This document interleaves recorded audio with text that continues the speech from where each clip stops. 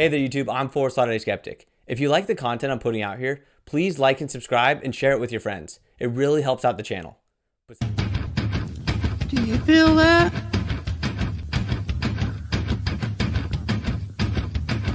Do you feel that?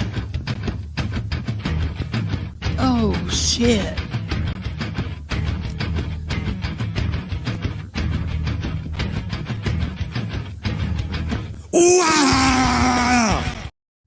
Yes. That's awesome. I love that video so much. I start every live by talking about how much I love that video. And I'm sure everyone's sick of it by now, but it gets me amped up to It talk gets about me amped up. I philosophy. love it. I love the ooh ah, like, Yeah, at the end. because it's supposed to be like wah, like pretty distinct, like staccato almost, and he's just like ooh ah. But That's hello awesome. I love it. everybody. Hello. So it's me, obviously, Ubermormon. I'm here with Latter-day Skeptic. I've been really excited about talking to him, and now we're going to talk, and then we're probably going to do this more frequently, which I'm excited about. But do you want to introduce yourself? Do you want to talk about your channel? Do you want to, whatever you want to say, here's your time. Cool. Yeah, I appreciate it. Also, this is my first live stream, so I'm hoping some people hop in the comments and can chat with us. I'm Forrest. My channel is Latter-day Skeptic. You're welcome to call me Forrest while we chat. I started my channel about 6 months ago. I'm kind of, it's a rough number. And I do pretty standard ex-Mormon content. I try to keep it more in like I don't know. I have been very inspired by like the new atheist movement. And so it's very logic and reason based. I don't dive too much into, Mormon history necessarily. I like to tackle issues that I think are kind of before those issues. So you don't need to be a expert in Mormon history in order to follow along with my arguments. Yeah, I kind of just been doing it for fun, and it has been fun. It's been crazy. It's been interesting, and yeah, I'm enjoying it. That's awesome. I love your videos. I feel like you have a very fresh. You're not hitting the same tired issues that a lot of the kind of ex-Mormon world has been hitting over the last like 5 years, like Kinderhook plates, like Book of Abraham, like all that stuff like that the CES I just don't letter care about topics. anymore. Yeah, exactly. And I love seeing you just putting a new twist on the old, like on the new atheist stuff that I was obsessed with a couple of years ago. But I like your version of it better. So you've been doing this for 6 months. What would you say? How do I ask this question? When you wanted to start, like, what was the thing where you finally just said, like, I have to start a channel? I have to say something. I think I've heard you talk to Steven Pinecker about this. But I'm curious, like, specifically with if you had a topic in mind when you were like, I just have to start a channel. I can't stay quiet anymore. There's this question that I need to answer. What was your thought process there, and what just propelled you to start a channel? So I think it was kind of like the combination of a few things. One is my family has always seemed to like there's a space online that my family has kind of done that same thing for a long time. Very like in your face discussing religion. Um, very for some reason obsessed with like moral questions and debating morality. And so we already had an interest in doing that. And then my brother Jacob, who has the Thoughtful Faith YouTube channel, he started posting videos, and he's a member of the church. And so I'd heard a lot of his arguments, and I've heard a lot of these things before, and I've discussed with him and debated with him. And I feel like it's kind of sounds petty, but it was basically like I just got so irritated, and I was just constantly fighting with people in the comment section and sitting in my chair like, oh, I've heard this, and that I've said this to you about that. Why didn't you bring it up? Or issues like that. And I realized like, it's his channel, and he gets to kind of control the message. And I'm not saying that in any offensive way at all. Like that's just how it works. And so I was like, maybe I should just start my own channel. And so I did, and I feel like with everybody, my first videos were just garbage, and I hate looking back at them. But I'm like proud of myself that it's just each video I tried to improve a little bit more and a little bit more, and maybe I've stagnated a little bit. Like I need to add some new freshness to it, but um, and I do also give my brother a shout out with he actually helped me with some of the studio stuff, Mm. lighting, and helped me get the colored light in the back. And so he actually gave me. I visited him one time, and I was like, "Hey," and when I started my channel, I told him I said, "I'm not going to tell you the name yet. I want to kind of get some traction, and then I'll let you know what it is." And then I let him know, and we've had some good back and forth. Yeah. But as far as topics go, it wasn't anything in particular. It was just I heard the conversation. I was watching his channel. I was watching Midnight Mormons, and I just felt like I was the guy arguing in the comment section. Yeah. Yeah. Okay, so we should probably address first of all, hello. I'm sorry, I can never say this properly, but hey, Oh thanks yeah, for that's being hard. here. I'm I'm happy that you're here. For we have Jacob here right now, and Oh, he's Jacob's in. responding to you in real life in real time. He said Hey, I Jacob. sure am at one point, which I'm sure was referencing something you said. But this is I high need. praise right here. Your channel is pretty good. He enjoys it. I agree with you, Jacob. Forrest's channel is pretty good, and I also enjoy it. So yeah, so I asked the topic question. Actually, before I say that, I think it's normal for somebody who's putting work into something that's going to be happening over time that you look back on your previous stuff and you just think that it's absolute trash. But I think that's super admirable. I heard this quote once and I loved it so much. It said something like, "A poorly thought through plan executed violently beats a well thought through plan that never gets uh, executed every day of the week."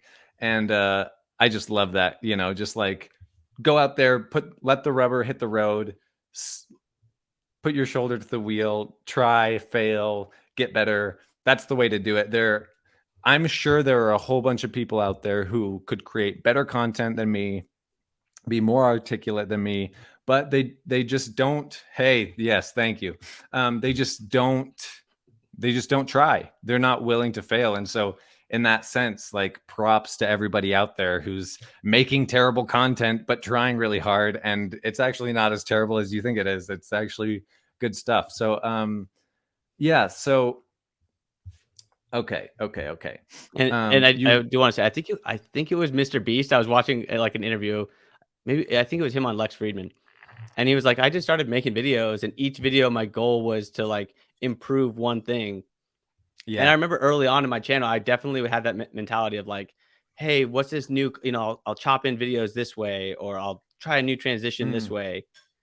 And so I do want to get back, but it is harder once you kind of get a routine going. It's harder to add um, like some freshness to the channel. yeah. Also, But it's by the way, I also have the chat up right here. So if I keep looking off to the side, it's me reading the oh, chat. you're good. Yeah, there's also this the constraints, like the artistic constraints of like I did a video a while ago. Let me ask you this really quick before I say what I was about to say. What's your favorite video that you've ever made? I really like the one I did on the village. Um, and I like the one I just put out. I feel like every video I put out, I always kind of like it. I Mm-hmm. will not. I'll probably say the village. I think the village was a Okay. good. It was. I felt like it was a unique perspective that isn't talked about a lot. It felt like I was kind of pushing some of my like personal artistic limits, which I'm not an artistic person. So I was like, yeah. So I was proud of that one. The most recent one I liked, but it was just such a big topic that it's hard to ever feel like you did it justice. Yeah. Yeah, I definitely, especially you say that you've never done a live stream before. As soon as we stop going live today, you're going to think of 5 things that you wish you had mentioned. And I feel that way every time I make a video. I finish because I don't script my videos that well. I make bullet points and then I kind of blabber. And do you script your videos?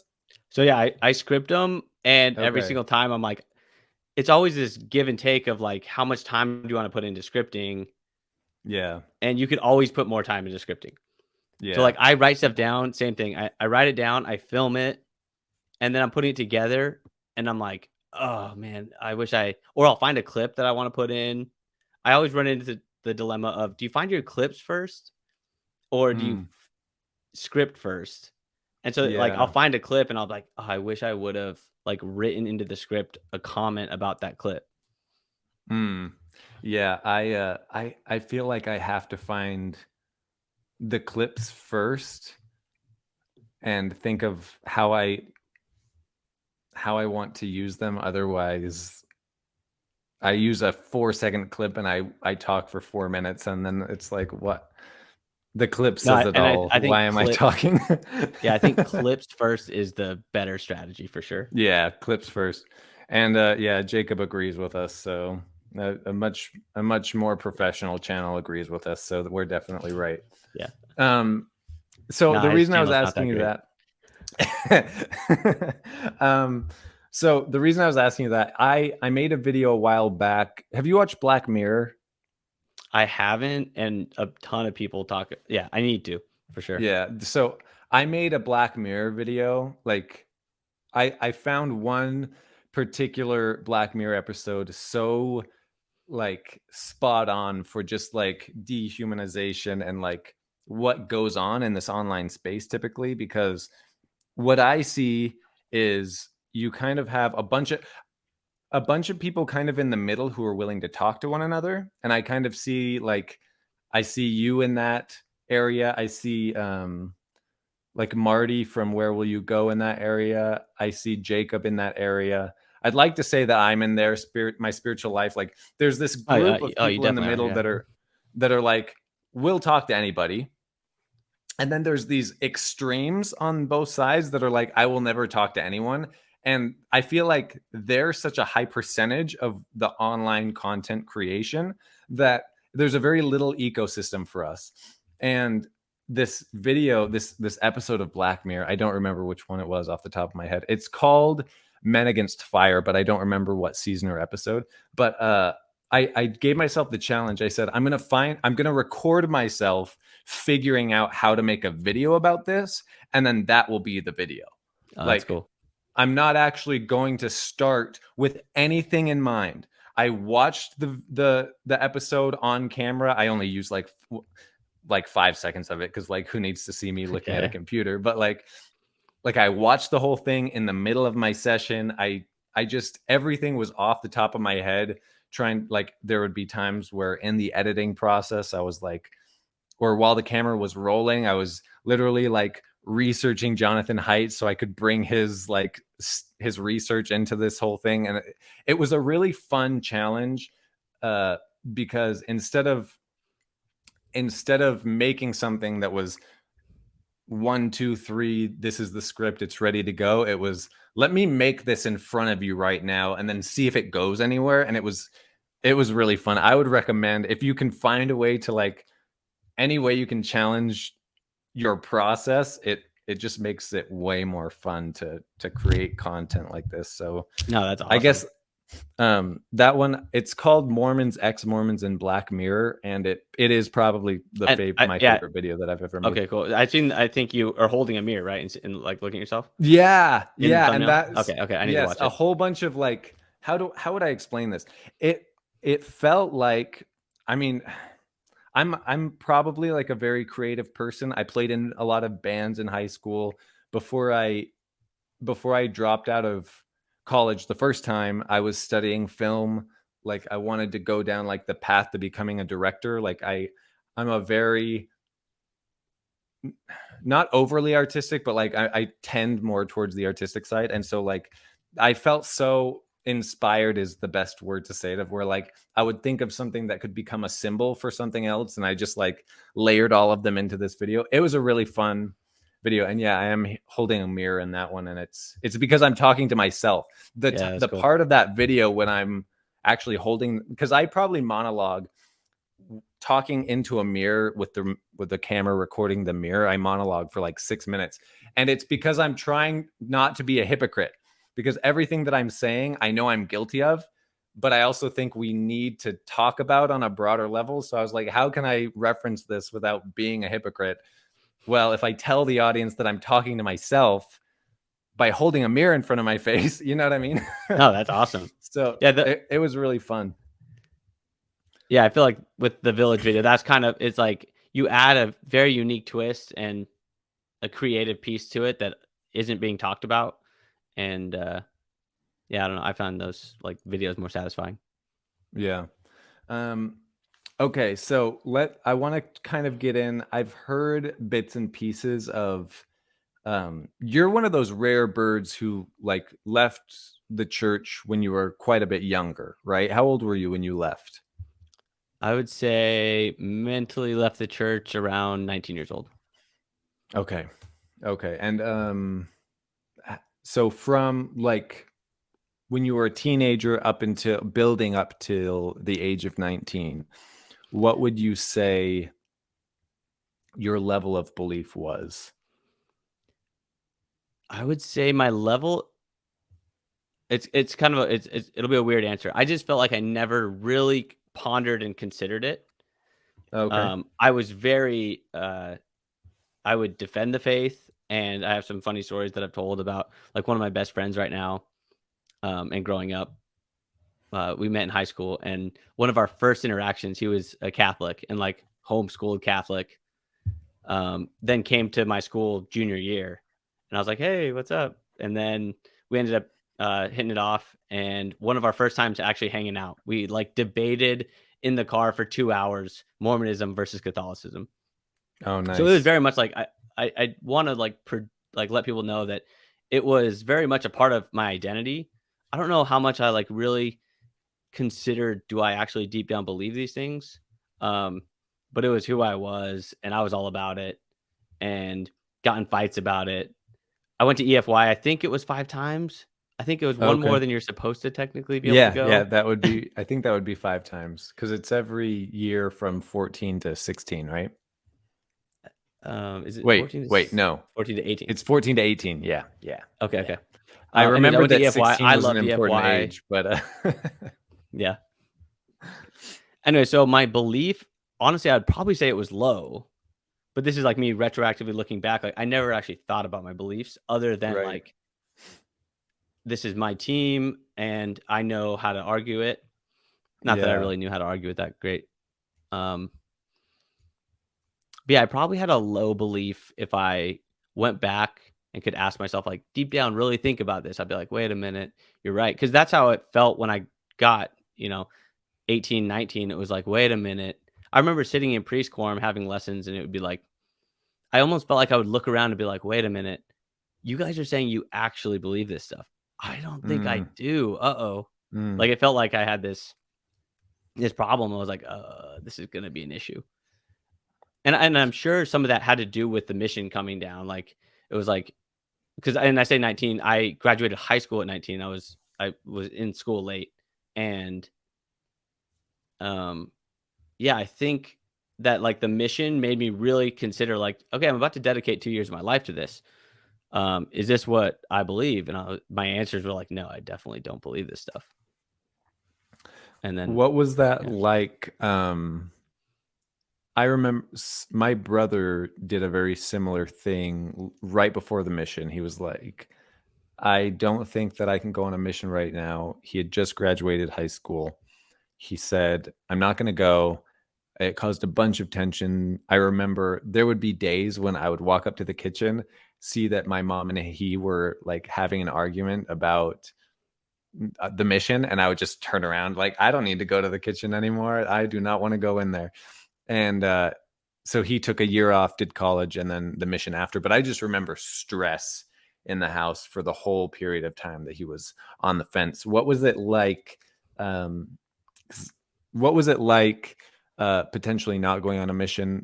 Did you have older siblings that had set the precedent already? Were you the first one? What was that like?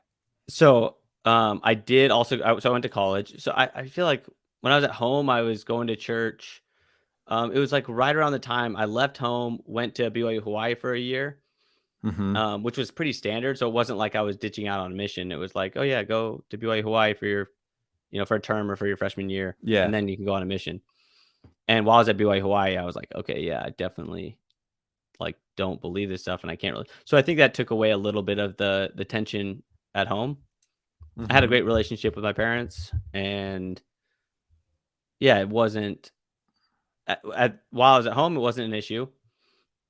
And then when I went to BYU Hawaii, I was separated from them. And then yes, I did have uh I had multiple family members that had already left the church. And so that kind of it wasn't like this uncharted territory that I was stepping into. It was something that I had seen before, so I felt a little bit more freedom to actually like explore those ideas. Speaking of which, I Okay. think he's actually in the comments. That's chasing Zorba. Oh, nice. Hello, Chasing Zorba. Yeah, he was complimenting your village video. I thought it was great too, by the way. So what was that conversation like with your parents? Did you just say, "Hey, I don't think that this is true. I'm not going to go on a mission." And they just said, "Okay."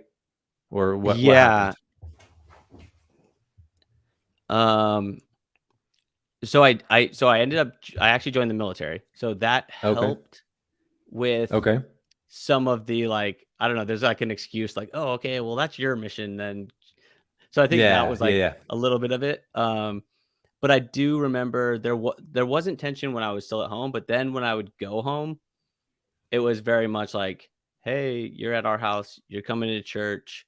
And Mm, I think some of my like, I think my parents struggled and I understand like I think they knew that I was totally not about it and that bothered them.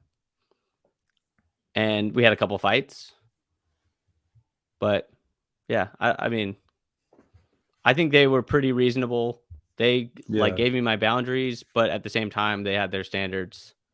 And for the most part I followed what they if I was, coming home and I was staying with them, I'd go to church. Um yeah, there was there was tension in those periods for sure. Okay. So this is a question that I think a lot of people will, or this is a topic that I think that a lot of people will resonate with or have questions about. Looking back, how many years has it been since you decided not to go on a mission? 10 10 years? years. Okay. So looking back, if there was something that you could change about the way that 19, 20-year-old you handled things, and you were going to give advice to somebody who is trying to figure out how to have this conversation with their parents, their family, their loved ones, whatever, what would you tell them? What would you tell yourself, first of all? And then Very interesting how? question. Because for one, I'm happy with how I handled it. Mhm. Um, I think I felt bad for my parents, but I felt like I needed to go the direction for my life that I believed in. And this is one of my other videos is like I think it was like Mormonism versus my integrity or something like that. Yeah. And that's really how I felt about it. Honestly, it was like, oh, this sucks. I love being a Mormon. I love all the. I wasn't big on the faith itself, but I was big on the community and culture. Like Yeah. I said, EFY, and I went to state conferences and church basketball, and a good percentage of my friends were Mormon. Went to BYU Hawaii, had great friends there, and so I loved all that. But I was like, for example, like temple interviews or things like that, I would feel really, it's like I'm not going to lie to this bishop. I like the Right. bishop; he's a cool guy, and I'm friends with him. Yeah. And I'm not going to say, yeah, I believe this stuff to your face and just be a total liar. So, um, I would say be true to yourself. Don't feel like you have to, well, and I would say it's actually a more respectable thing, I think, to be true to yourself and be honest to people than to lie to people in order to stay a part of the group. And I think Yeah. I think my family, my parents, my friends, I think they and the bishop that I was speaking to, I think they would agree with me. Like I have a belief and I think it's true that bu- kind of ironic. But belief is not a choice. Like you either do or you don't believe it. Yeah. And so being honest about that, I think is what everyone, including believing Mormons, actually want from you. They want your honesty. Um But I would say a little bit of, understanding for your parents and for other people that have their beliefs. Um, it's gonna be and I think everyone's a little bit different. Like what worked for my family and what my parents expected from me is different for other people. So there's kind of a fine line of like, okay, I'll do what you guys are asking here. Let's say I'm visiting, I'm in town. I'll do what you're asking here to kind of keep the peace, and it's your house, your rules. But sometimes there are things that's like, yeah, probably shouldn't be asking this of me, um, Yeah. and I need to stand up for what I believe. Yeah, I was talking to Chris Hanna about this. Not, it might have been. It was earlier this week, asking him how the conversation went with his parents when he left, and that was 20 years ago, I think. And Chris, I hope that I'm not going to share anything crazy, so it's fine. But he gave really good advice. He just said, try and understand that when they are concerned for you, when they're inviting you to church, when they're telling you to pray about it, they are trying to show love. They're trying to get you to accept something or look into something that they think you need on some level.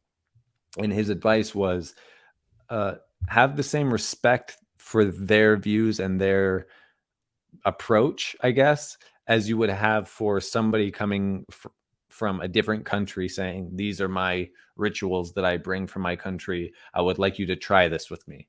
Like, just be an anthropologist for a little bit and just understand the culture and the context that they're coming from. Because I think people, I think especially ex-Mormons, feel that they have some sort of permission to just, uh, under the guise of, oh, well, I was harmed by this, so I get to be an asshole to you now.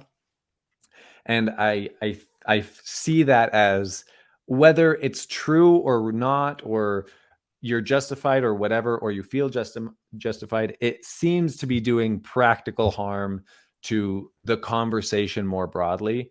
And it seems to be poisoning the ex-Mormon well. And so pragmatically, I don't like it, even though people are angry and they want to show how angry they are. And maybe their anger is justified. You know what I mean? But I can't get my brain around, like, if I make myself look bad and I make everybody who shares my views look bad by how I'm behaving, then ultimately I'm doing more harm to my movement than good, even if I'm sharing the truth. So yeah, Yeah, I totally agree. And there's something that like doesn't even make sense to me for people that are that way. And I guess a good way to put it is, are members of the church right now, are they the victims or are they the perpetrators? yeah, Because ex-Mormons will leave the church and they'll be like, I was brainwashed and I need to, deconstruct all these things that I was taught. And I'm like, yeah, you probably do, but don't you realize that's what your parents were brainwashed? Like right, everyone that was a part of it, if you want to call it brainwashing, like everyone right. that's a part of that system is also a victim. So you run into this, and it actually is kind of a hard problem of like, how do I treat you like I also feel bad for you. I think that you are also in this system that I think is a problem, but you also, by participating in the system, are then, causing issues for everybody. And there's a big thing that I hate on ex-Mormon Reddit, which is a problem, but it's It people is a like problem. sharing screenshots of Yes. their mom sending a text saying like, "Hey, will you come to church with me?" Like, and it's like, how should I respond? It's like, I don't know. This is your mom. Like, why don't you Yeah. not share this to the whole world and have a normal Yeah. conversation? That stuff really bothers me. Yeah, no, I've said this a lot before, but it's always worth saying again. The way that you show compassion towards people who are Mormon right now, who you disagree with, is, I think there's a direct correlation between that and how much compassion you have for your younger self. Your younger, less educated, Oh more yeah, naive, if that's the way you want to put it, operating under this mindset of, I was brainwashed, so you must be brainwashed, but I was justified because I was brainwashed, but you're not justified because I've figured it out and you haven't. You know what I mean? It's such a yeah, weird double standard, and so and I I want to just clarify, don't like like it.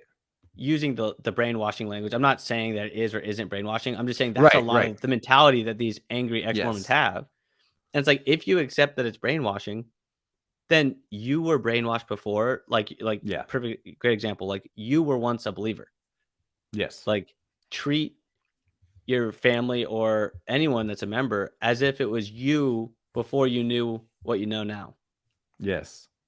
Yeah, I Yes. love that. Okay. So I'm gonna put this banner up really quick. Let's see how this works. Because yeah, so for everybody watching, we would love to try and take calls. I'm saying it's 9:30 right now, and I'll just put a link in the chat, but it might be a little after, it might be a little before. It just depends on how this conversation goes. How much fun we're having. Yeah, if we're having fun, then just, I'll take the calls down. So there's a part of my ego that could die if I put out a link and then nobody calls, because it's like, awesome, no one wants to talk to me. But We'll my just say ego that has we're already having been fun. crushed. Yeah, no, my ego has already been crushed by all the mean people on YouTube commenting on my videos. So I don't have one anymore because it was beaten out of me.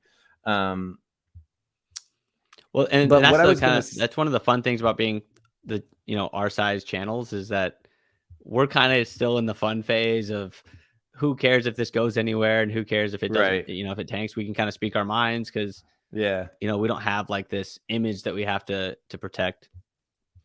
Yeah, there's a part of me that's just,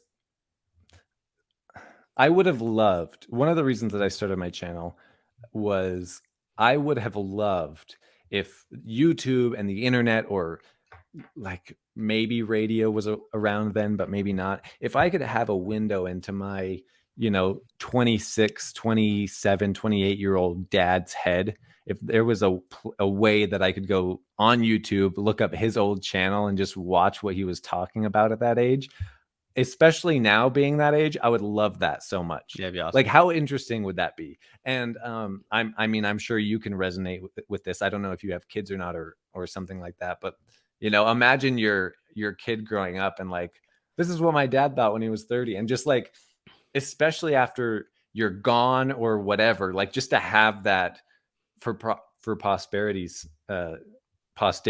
sake is just kind of a blessing. But I wanted to ask you this. So, and you'll probably have an interesting answer, because I've never talked to somebody who was like mentally out so early. But I felt like, so I left for reasons of, very quickly the religion stopped making sense to me. I couldn't like logically figure it out. Yeah, a weekly column would have been a good one too. If my dad Well, were a I writer need at to the New read it. York I've only Times. read a couple of them. Oh wait, your dad has this? Yeah. Oh, Yeah. that's Our dad amazing. had a radio show and a weekly column. All the things that I'm just like, could you imagine how cool this would be? And in the back of your head, But I was so young that I never actually, and then like he kind of stopped by the time I got old enough. So my Jacob's quite a bit older than me. So I think he was around a little bit more of that era than I was. So to me, yeah, I That's should amazing. actually read it. And I mean, it is also different reading someone's column than it is seeing them, just chatting on YouTube. Yeah. Okay. So, I'm going to really condense this, because I'm not in, like, I'm more interested in your answer, but I feel like I need a little bit of context.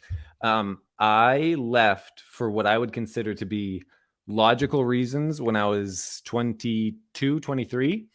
But that was the first domino. Was something happened where I suddenly saw that it wasn't working anymore. I didn't see how the life that I wanted to continue to have was compatible with this Mormon perfect dream that I had grown up wanting to have. And so I almost felt like, and it was once that domino fell that I gave myself permission to study the other side, because I had never once in my whole life looked into anything that would be considered anti-Mormon, or I'd never looked into the other side of the argument. And once I did, I felt like the reason that I left was logical. But I does this make sense?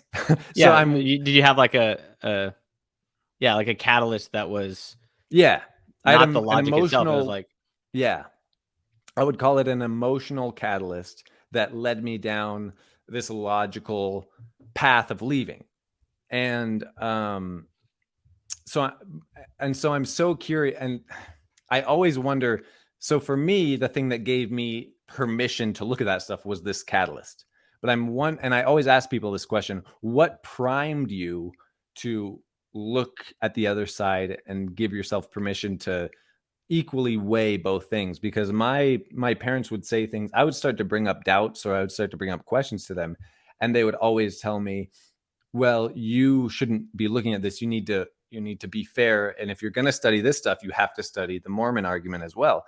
And to that, I always said, well, I've been studying the Mormon argument for 20 years of my life. If I really want to be fair, I would then give another 20 years of my life to the other side. So this isn't about fairness. This is about like giving myself permission to not feel guilty about looking at counter arguments. And so, and in the now I'm kind of going off on a bit of a tangent, but bear with me. On the Black Mirror episode that I mentioned earlier, this whole process happens in that video, in that episode. There's a thing that triggers these people so that they can suddenly see things a different way. It's a green light. It's a green light that flashes in their eyes and disrupts a chip that's in their brain, essentially. But so I always ask people, what was the thing? What was the thing that happened, or what do you feel gave you permission to live life on the other side and not feel guilty about it anymore? That was a very convoluted question. I'm sorry. No, it's good. I think it was probably multiple things. My family was never really the family of like, don't look at the other side type of reasoning. So I always kind of felt like, I just felt like we had the truth. So I was like, I don't really care. These other arguments, like you can bring them to me, but I know what the right answer is. Yeah. That was more how I felt with Mormonism than like, hey, we need to just be researching pro-Mormon doctrine or pro-Mormon literature, and because this other stuff's dangerous. Like my family was always kind of like, oh yeah, bring it all on. So I think that helped me feel like it was not a big deal. Older siblings having already left helped me feel that way. And then the emotional catalyst I'd probably say was just that like change in life that is approaching when you're about to leave the house and leave high school. Yeah. You know, you're thinking about like, what college do I want to go to? Do I want to serve a 2-year mission? Like those made me, people a lot. I've actually heard, people kind of give me crap for like, you left the church because you didn't want to serve a mission. And although it's like, okay, I see how you're making the connection there. It was more like a mission made me really have to consider, like, I can't just do what I've always been doing because I live in my parents' house. And it's like, I'm actually going to go out and try to proselytize and teach people this stuff and change their lives. I need to consider if this is actually what I believe. Yeah. And so I think that was kind of the emotional catalyst of like, where do I want to go to school? What do I want to do for work? Do I want to go on a mission? Yeah, you have a very quickly approaching deadline, and you have to make a decision before the deadline, and it just like it sped up the process. Yeah, or That's kind of what I hear you I don't saying. even know if it sped up the process because, like I said, I still went to BYU and I still had like a year. Right. It wasn't like, oh, I need to apply for mission right now. It was more like it was a reason for me to really consider my beliefs. Because, it's easy just to like, I live in my parents' house. I go to church on Sundays. I have all my friends at church. Like now things get all mixed up and I need to actually, for myself, choose which direction I'm going to go. I need to like take a little bit of time to consider, what I think about my faith and what I think about what I want to do with my future, all those things. Yeah. The chat, this is one of your brothers, right? Or this is one of your siblings? Yeah. So before we were, before we started the live stream, I had mentioned that you guys drink mate, or that you guys have had mate. Danny likes mate. So are these, is it this brother and Jacob? Because I see him also being very pro mate in the chat, which I appreciate. Yeah. So they both served in Argentina. Oh, nice. Yes, this is mate right here. This hat is also I made this. This is There we go. Mate Oh, hat. mate hat. Oh, I didn't notice that. Yeah. My so very quickly, I was telling this to Forrest beforehand, but my grandmother was an immigrant from Uruguay. She came to the United States in like the 50s, maybe the 40s, and brought this with her. I've been drinking this since I was about 5 years old. It was way too much caffeine for my 5-year-old body, but I metabolize it quite well now. So yes, it is mate, and now my little guy drinks it. I have a 2-year-old that drinks it with me, so it's pretty awesome. And he is so funny about, like, he has no concept of like, this is hot, it could burn me, and I don't give it to him when it's that hot, but he just chugs. Like, he just grabs the straw and just like goes all the way down till it's just pure bubbles. It's cute. I was telling them that, or I was telling Ubermormon that when Danny came back from his mission and he's like, "Yeah, mate." I was like, "This tastes like horse hay." Yeah. I've never been Yeah. about it, but I'm sure it's like anything. It's an acquired taste. Yeah, it definitely is. By the way, I always forget to. Yes, you have to start them young. I always forget to mention this. My channel, it's Ubermormon, but you can call me Cody. I always forget to tell people that, you can use my first name. So, okay, where were we? Oh, I had a question for you. One last question that I did want to say. I don't drink mate, but I do drink whiskey. What? Wait, okay. I'm a huge whiskey guy. What's I'm not your... a huge. This is Woodford Reserve, which I think it's a good middle of the line whiskey. That's a great one. I want to try. They have a double oaked one. This is I haven't tried one, actually. Oh, okay. Yeah, that's the one that I really want to try, because like...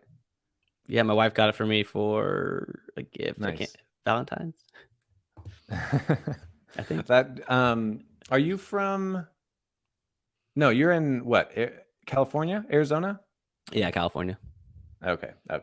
There's a Utah whiskey for a distillery in like South Salt Lake called Dented Brick, and it's like the greatest. It's the greatest thing in Utah, as far as whiskey goes. I'm a big fan. Any of you, anybody who watches this who's in Utah, next time you're at the liquor store, try Dented Brick and tell them Ubermormon sent you, and they'll be like, "Who the fuck is Ubermormon?" And we don't think any Ubermormons are coming in here. Yeah, you'll be like, "No, it's the Beyond Mormon." No. Anyway, okay, so I've struggled with this, and so I'm curious what your take is. Dented Brick, yes, somebody who knows. Their gin is incredible as well. This is the guy who can't pronounce his name.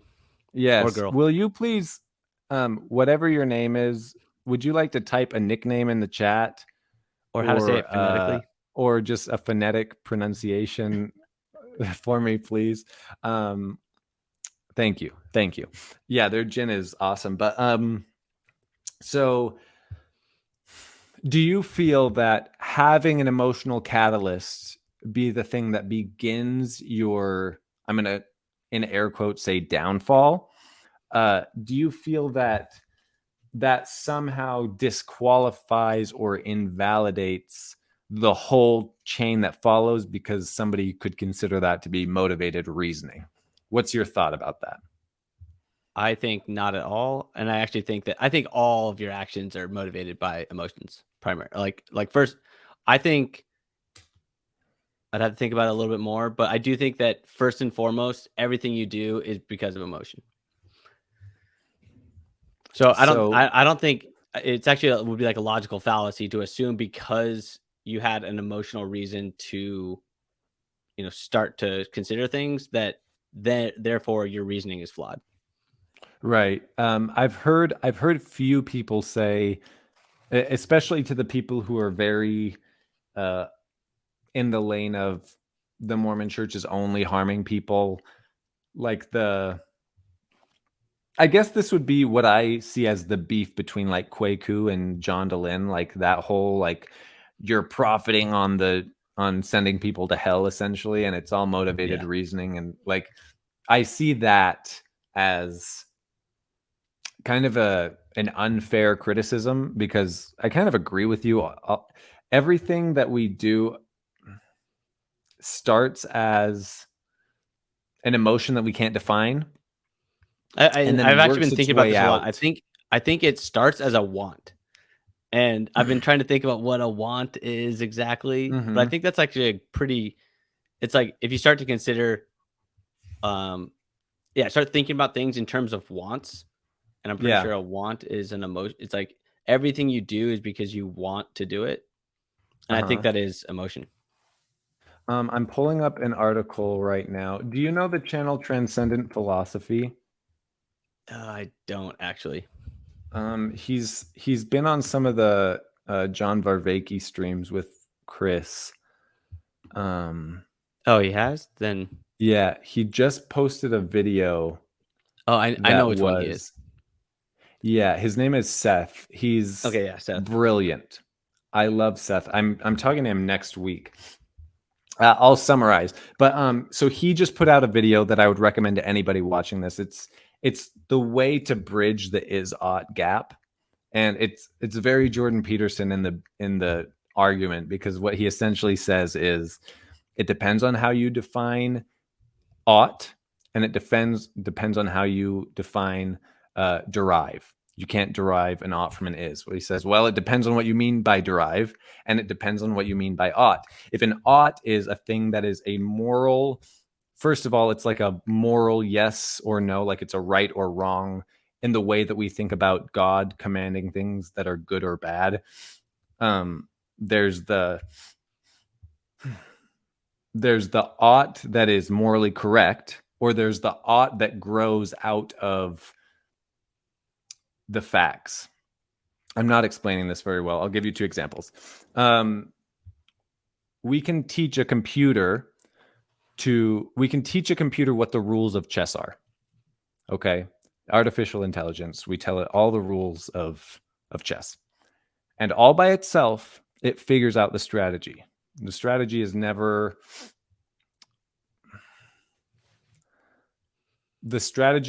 explicitly told to the computer, right? It's just your goal is to attack the king. And then very quickly, the computer runs a bunch of simulations and figures out what the best strategy is. Now, in my opinion, that's a way that what you ought to do, the move that you ought to make, comes directly from the rules of the game. Another example, our bodies, the technology is so incredible right now. You can go get a blood test, you can go submit it to a few companies all around the world, and they will tell you what types of food you should be eating, what types of food you should avoid. All of this from our blood, right? They're looking at our blood, they're looking at our genes, they're looking at our DNA, and they're saying you should avoid, I don't know, legumes. That's the first thing that came to my head. But you should avoid this, right? This food is bad for you. Carbs are bad for you. Like my mother-in-law was talking to me about this blood type test that she took recently that basically says, oh, because you're an A, you can metabolize carbs faster than somebody who's a B. Weird stuff like that. None of that is written down on our bodies when we're birthed. You know what I mean? None of that is explicitly told to us as an ought. It's just it's based on a couple of presuppositions. So the first one would be that which can live will live.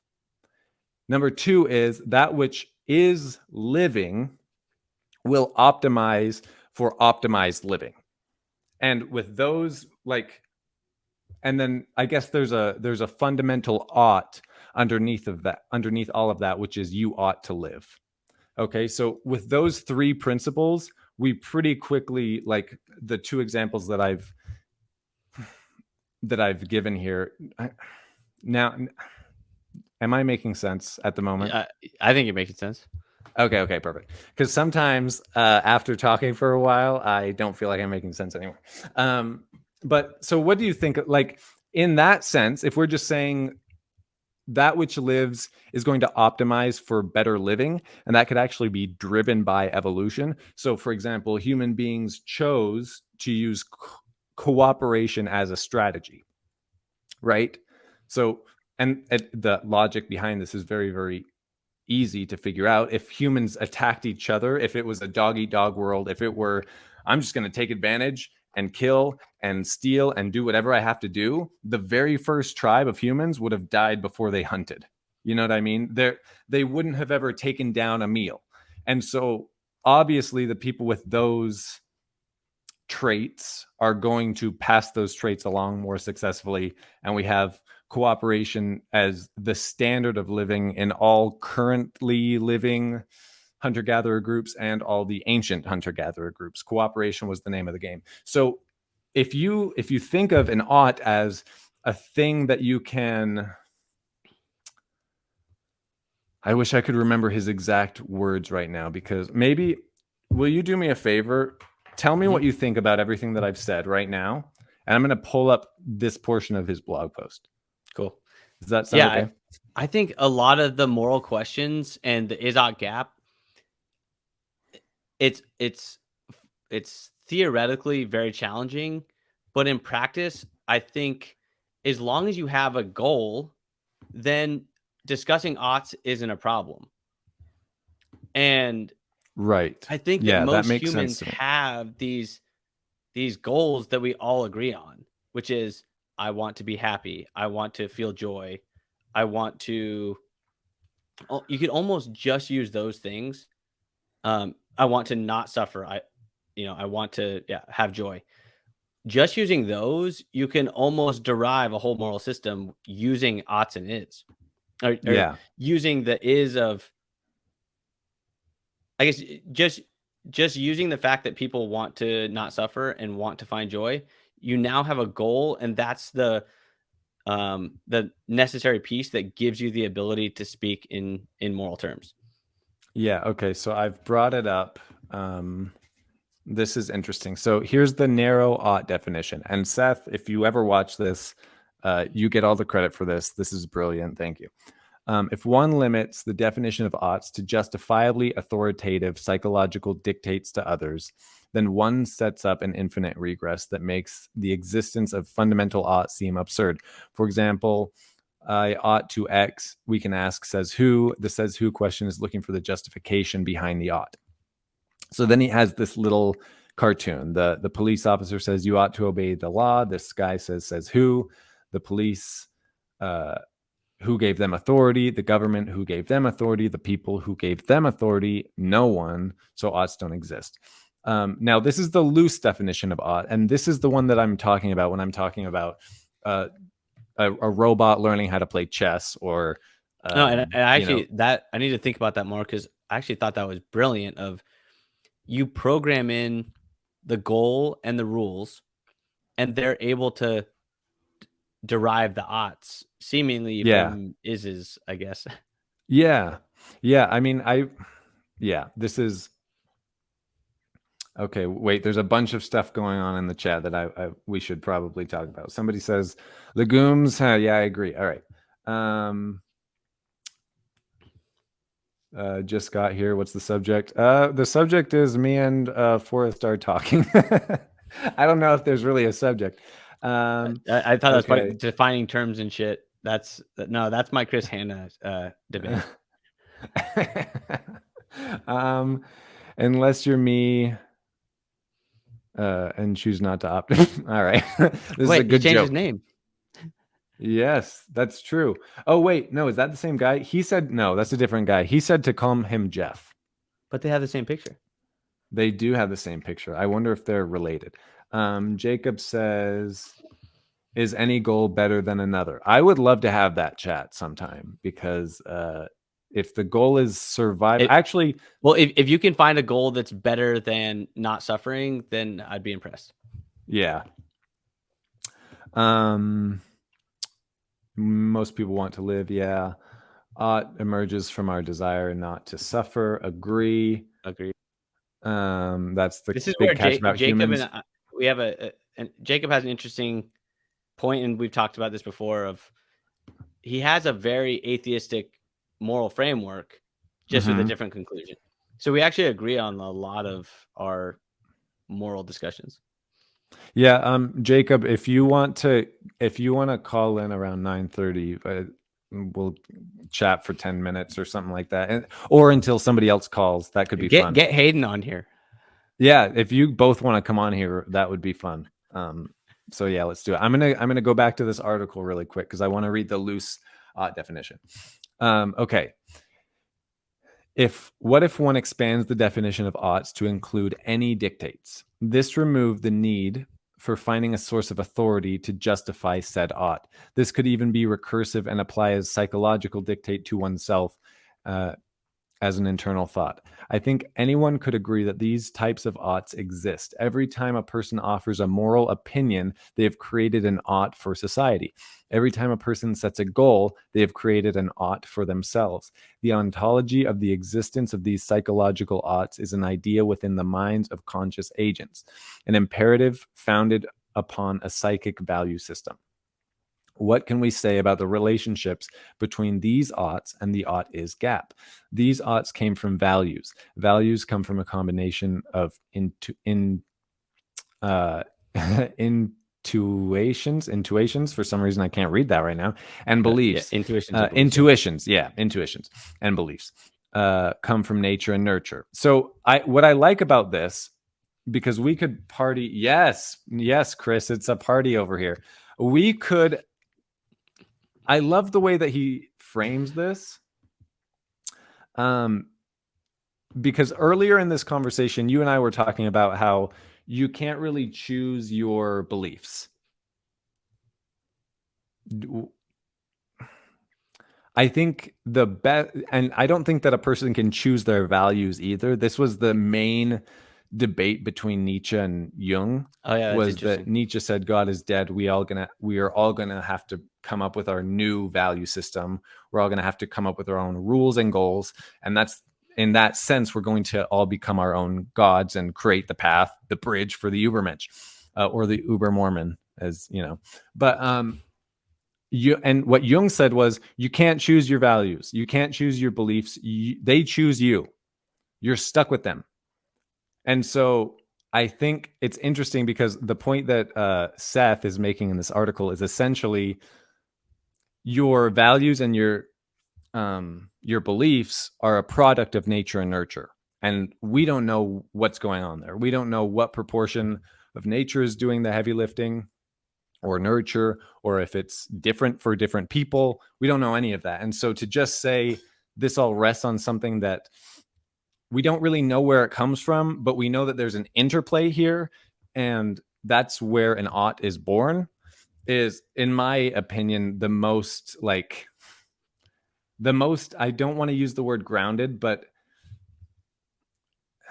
I don't see how you can get any deeper than that. You know what I mean? It's almost like it's part of your unchanging DNA, because and DNA as its experience with you, it's almost like your epigenome at this point, that your beliefs come out of that.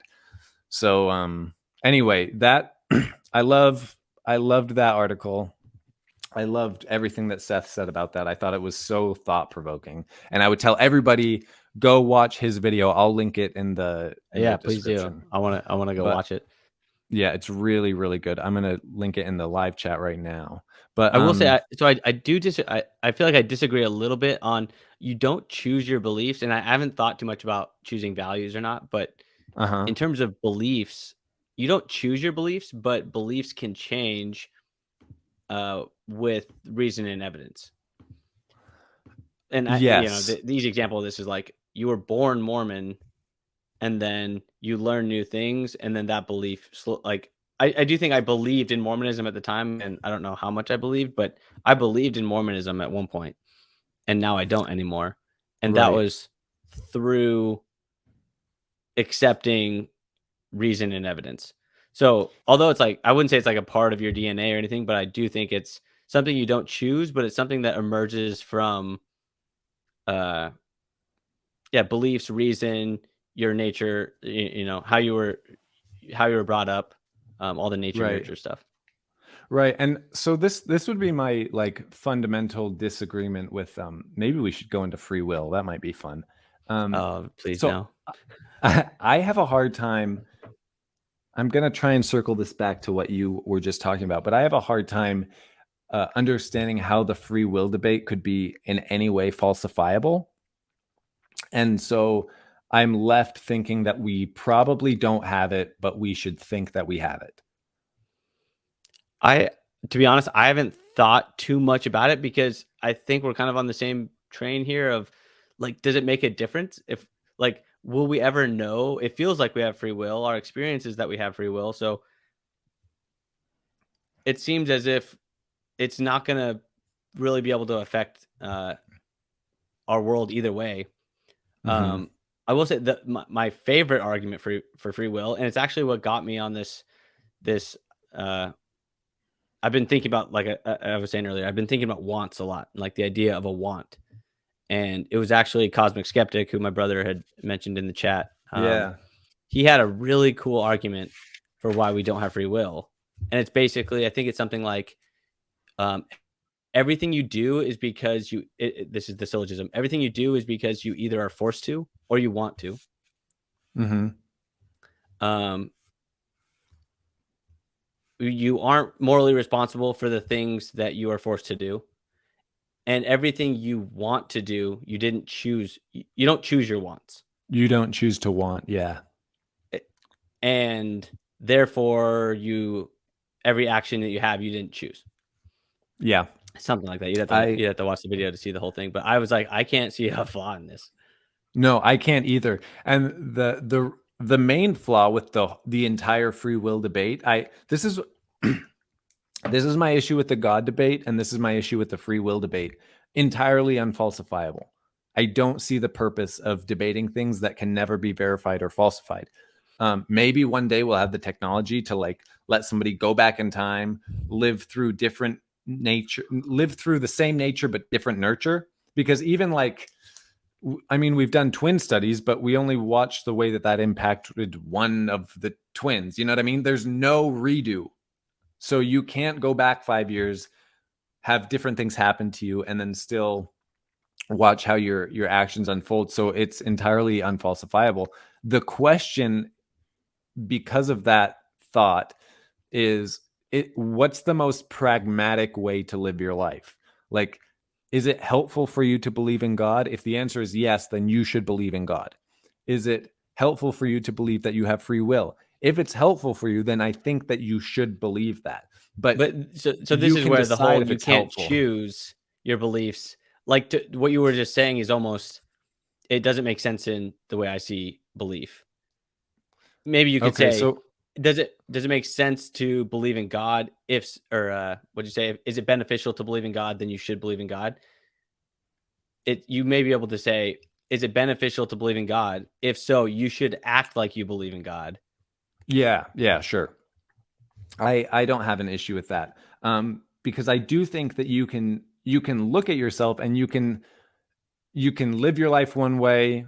Let's say the first way is that you believe in God. You can live yourself a different way. You can do a science experiment. You can say, I have a hypothesis that if I stop acting like I believe in God, if I stop making myself feel guilty when I do things that I think God is telling me to do, maybe my life will be more guilt-free. Maybe I'll suffer less. You know what I mean? You can run this experiment and see what happens. And if you enjoy the way that it feels, if you feel on a subjective level that your suffering goes down, then you can say, okay, I'm going to let go of this.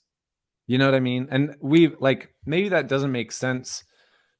Maybe I need to go back and maybe be a little more clear with what I was saying earlier. But if your belief is like, your beliefs are so core, and I think that you really can't change them. But the way that you act and the way that you give yourself leeway and the way that you forgive yourself for breaking certain rules that earlier you thought were rules and now you don't think are rules, I think that's malleable to a degree, but I don't think that's the same thing as a belief. That's probably why whenever Jordan Peterson gets asked if he believes in God, he always says, I act like I believe in God. Because yeah, I don't think that you can. I mean, he probably doesn't think there's a human shaped thing that lives in outer space that started everything and is in charge of everything. But he probably thinks that personifying the well-being of society is a good enough God, and he'll live as if that's God. You know what I mean? Yeah, and honestly, I have no problem with someone that says, "I don't believe in Christianity," but if you act in accordance with the principles of Christianity, then your life is way better. Yeah. I just say that's okay, cool, that's a good idea. Yeah. Let's act that way. Yeah. The problem is when there's someone like Jordan Peterson where he starts to like get confusing on like he Yeah. basically says like you can see what someone believes based on their actions, and I just think that's total garbage. And Yeah. I think we could prove it's garbage right now. Like, could you act like there's a boogie monster in your closet right now? It's like, yeah, you could act like it. Yeah. I mean, I 100 would run 100%. away from my closet. Yeah, That in your that and that's mind, you the know it's yeah. fake. You Yeah. don't believe it. I don't Yeah. think It's that. almost like yeah. Yeah.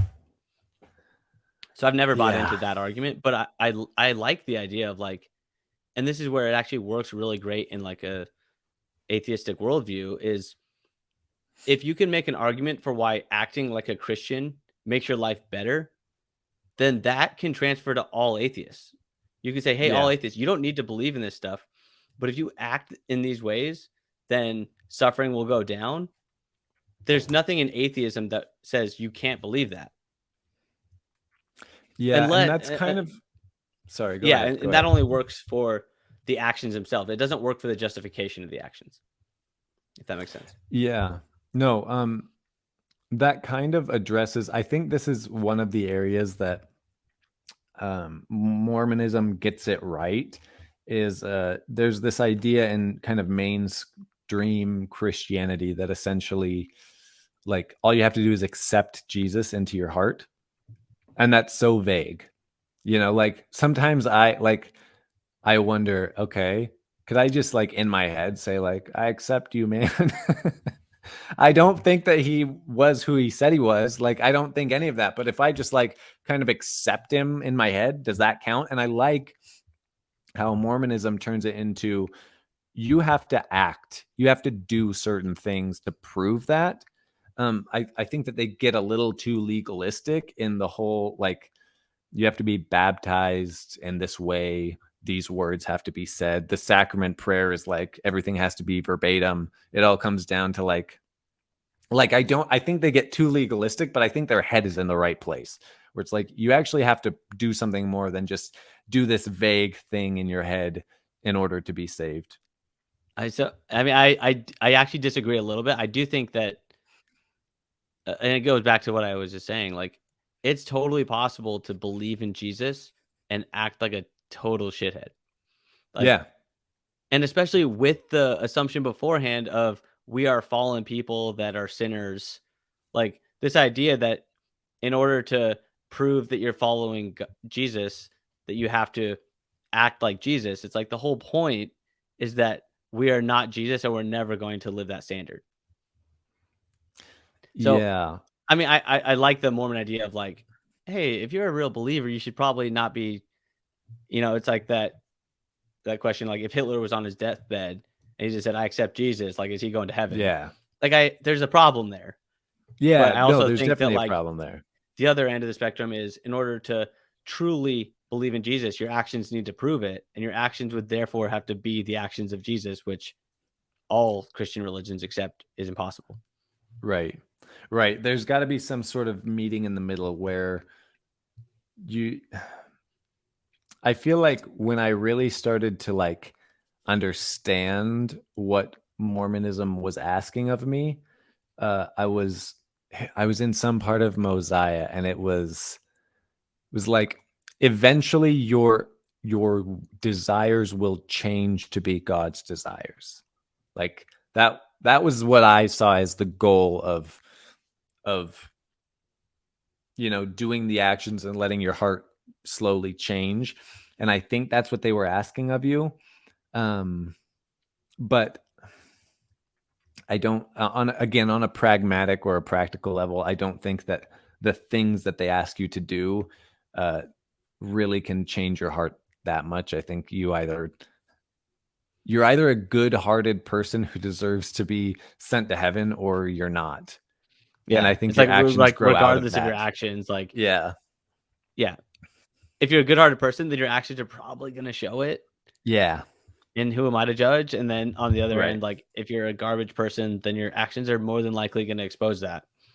Yeah. But at the same time, you can't be that person that sits there and be like, you're not following this rule, so you're probably one of the garbage people.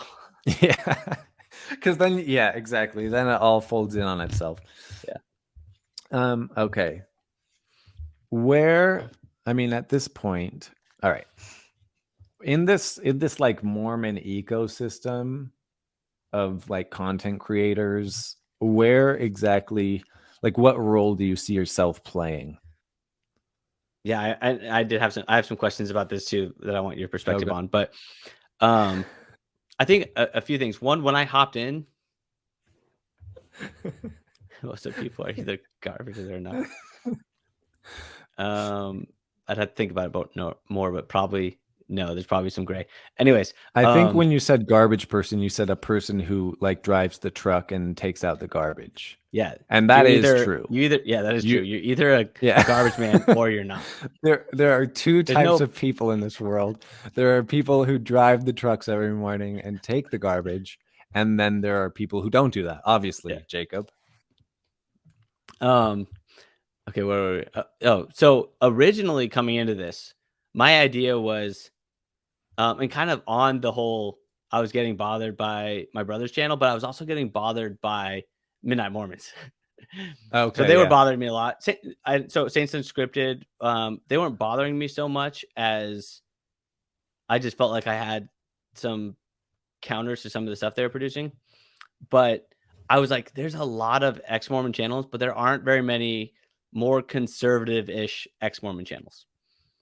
Like all these ex-Mormon channels are like, you have like Zelf on the Shelf, Yeah. Exmo Lex, Yeah. Mormon Stories. Like, I'm like, these are all very like left-leaning Yeah. channels. So I was like, I'll come in and I'll be a more conservative voice in the ex-Mormon community. And two things happened. One, I found out that there are some ex-Mormon conservatives. Yeah. It seems like I mean to ask your political leanings, but it seems like you're at least not obviously left. Yeah. No. Porchtime's a good example. Definitely not left. Okay. Yeah. And then I've talked to do you know Jared? You know Jared Higdon. is Jared from the Porchtime Yeah, chat? Jared from Porchtime. Yeah. He once told me that I'm not as conservative as I think I am, or something along those lines, which I thought was pretty funny. He's like, I've talked to Ubermormon, he's not as conservative. I'm like, yeah, no, I'm definitely not like, I don't know where I am, but I'm definitely like not left. I can promise you that. Yeah. So I was like, there are none of these people. And then I hopped in, I was like, oh wait, maybe I just didn't find them. Yeah. But I mean, at a minimum, they're not as big as those other channels. And then the other thing that happened, which I've talked to Marty about this, I do think I did a bad job. Basically, yeah, It was yeah, basically that. I did a kind of bad job early on of like, and I'm in a little bit of a dilemma where my biggest beef with the Mormon Church is probably on the gay issue, basically. Yeah. So a lot of my I my remember you videos saying were, this. Yeah. a lot of my videos were very like against Mormonism and their stance against gay marriage and those types of things. But the issue is that puts off. Like I came into this to be a little bit more of a conservative voice, and Right. luckily for me and maybe for yourself, I'm not sure, but like the conservative side of the political spectrum is starting to become more pro gay marriage, Yeah. especially the youth or the youth. Everyone the younger except people. for Matt Walsh. Yeah, exactly. And that's why I did a Yeah. video with him. Anyways, so I think I like didn't do a good job early on at kind of like figuring out where like my goal didn't meet the image I was projecting on my channel. But then I feel like I'm starting to settle in a little bit now, and it's been interesting connecting with people like you and Chris, and there are some people that are out there that are ex-Mormons that are also like, hey, we're not total like leftist woke people. So that was the original place I was trying to fill, and yeah, hopefully I can kind of, my audience will hear a lot of these conversations, and they'll start to realize where I stand. You cut out for like the last 30 seconds of what you were saying. Oh, I think I was basically saying that hopefully, the audience now can kind of hear, now that I've had more content produced, they'll start to kind of see where I stand on things. Yeah. Because yeah, like I was saying, the initial videos I was putting out was very, and it was also because the church had some big issues Right. coming up You were about, responding to topical things. yeah. So it was like Yeah. kind of there was two problems at once going on there. Yeah. I Yeah, don't know if the I'm hoping gay I can fit issue is that conservative space. yeah, I don't think that the gay issue is like, I feel like nowadays on 9 out of 10 issues, if you hear somebody say their opinion on one thing, you pretty much know how they feel about the other things. I don't feel that way about the gay issue. I Yeah, feel like that one is something that is pretty much culturally been accepted as these people are born this way. They are not, in the same way that you, again, can't choose your wants, right? yeah. Like I couldn't choose, like it would be like asking me to marry like the person next door, you know? Like Well, I have and to that's marry his wife, but I don't in want my mind. to. I've thought it's actually like asking a straight person to pretend to be gay. Yeah. Like Yeah. I'm like, man, that's just not in my wheelhouse. And that in my like that's what I believe is the situation they're in. Yeah. And once I Yeah, kind of no. accepted that, and honestly, once the society kind of accepted that you don't choose to be gay, it puts, especially some like like the church, it puts them in a hard position to try to like. It's one thing when you choose it, and then it's like, okay, we're asking you to not choose it. It's just like Yeah. any other sexual sin to choose to not do it.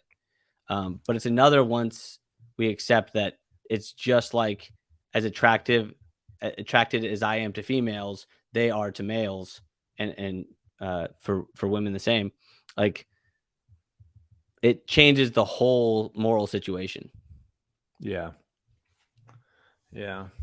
It looks like we have, okay, I thought somebody was responding to us, but then I realized that they're responding in the comments to Jacob. Yeah, so you, if I got all of that correctly, you kind of see yourself in like the, almost as a response to how incredibly, I'm just going to use the word woke because that's the easiest way to define them, Yeah, it feels like at this time. But I'm fine with that. I think my biggest criticism for like, especially Zelf on the Shelf, especially Mormon Stories, is I think they went from being a land. I can't tell you how long this has been going on because I haven't been. I watched their content for kind of a short amount of time, but they are taking people who are incredibly vulnerable, who just left something that took up their whole identity. And now they are kind of back at square one as far as their identity goes. They don't know, like the God question, the Mormon question, all of those implications for how they should feel about the world politically, about how they should feel about things being moral and immoral came from that. And now that that's gone, they're a blank slate almost, even though people are never really a blank slate. But as much as you can be, you've lost all of your deeply held beliefs. They've been taken from you, for lack of a better way of saying it. And they're basically, while under the guise of saying, we're just truth seekers, we're just telling you how it is about the Mormon church, they're slipping in, that phrase in politics where like a bill is stuffed with pork? I actually don't know the phrase, but Okay. go on. So if a bill is stuffed with pork, it's like, let's say a bunch of Republicans write a bill about something that a very Republican issue. So let's say a bunch of Republicans write a very pro-life bill or something like that. And then like 5% of the bill is like, also we get $200,000 raises. Okay. Yeah. So Yeah. that's the pork. The bill is about this one thing. And then if the Democrats say, well, we don't want to give you raises, which this example doesn't work at all, because why would they be having this argument? But the Democrats are like, no, we love the pro-life bill, but we don't want to give you raises. And then the Republicans say, well, what? You don't care about children. You know what I mean? Like, yeah. and it's the pork that they're disagreeing with. And so that's what I see Mormon Stories is doing here. They're pretending to be neutral, and they're just, hey, we're just truth seekers. We're just trying to help you figure out where you should land on the other side of this faith crisis. Meanwhile, here's a bunch of woke ideology that you can now have that we're just going to slowly slip to you. And then whenever they're asked about it, they will just say, we're trying to be neutral. I don't know where this is coming from. And it's frustrating. And I probably shouldn't say this, but I will. At one point, I had left the church. I was watching Zelf on the Shelf. They were doing a live stream and they started talking about politics. And I was like, oh, fuck. I think that I made a huge mistake. Like, if this is how they think about politics, I don't know if I can trust them about anything they've ever said about Mormonism. And I pumped the brakes. I stopped watching all of that kind of stuff. And I started I just couldn't, I don't know how it automatically goes so far to the other side, but that scared the shit out of me. Well, and kind of back to your earlier question about where do I want my channel and maybe your channel and these other channels to when, the Midnight Mormons are saying oh, if you leave the church, you become this woke lefty, a lot of people are seeing that, yeah, those are the channels on the ex-Mormon side. And you see that and you're like, wait a minute, I don't want to be a part of that. I'll say Mormon. And hopefully they can see more reasonable channels, at least, like ours, hey, there's some variety here. We always talk about how atheism it doesn't prescribe your other beliefs. So just because you're an atheist doesn't mean you have to be a leftist, right? Or super woke. And that is definitely how the ex-Mormon space was feeling. And so I mean, I don't blame you for hitting the brakes when you see Zelf on the Shelf's politics. Yeah, no, and what I worry about, because like you said, they are the biggest players in the game, that we could have people who are maybe thinking that the best option for them would be to leave the church, and their first exposure to ex-Mormon content is a particularly woke episode of Mormon Stories, and they just say, all right, no, clearly the church was right about these guys. They're a bunch of insane woke maniacs. And for me, so many of these issues just come back to pragmatics. That doesn't seem like the best way to help people figure out if they should remain in the church or not. It just doesn't make sense to me.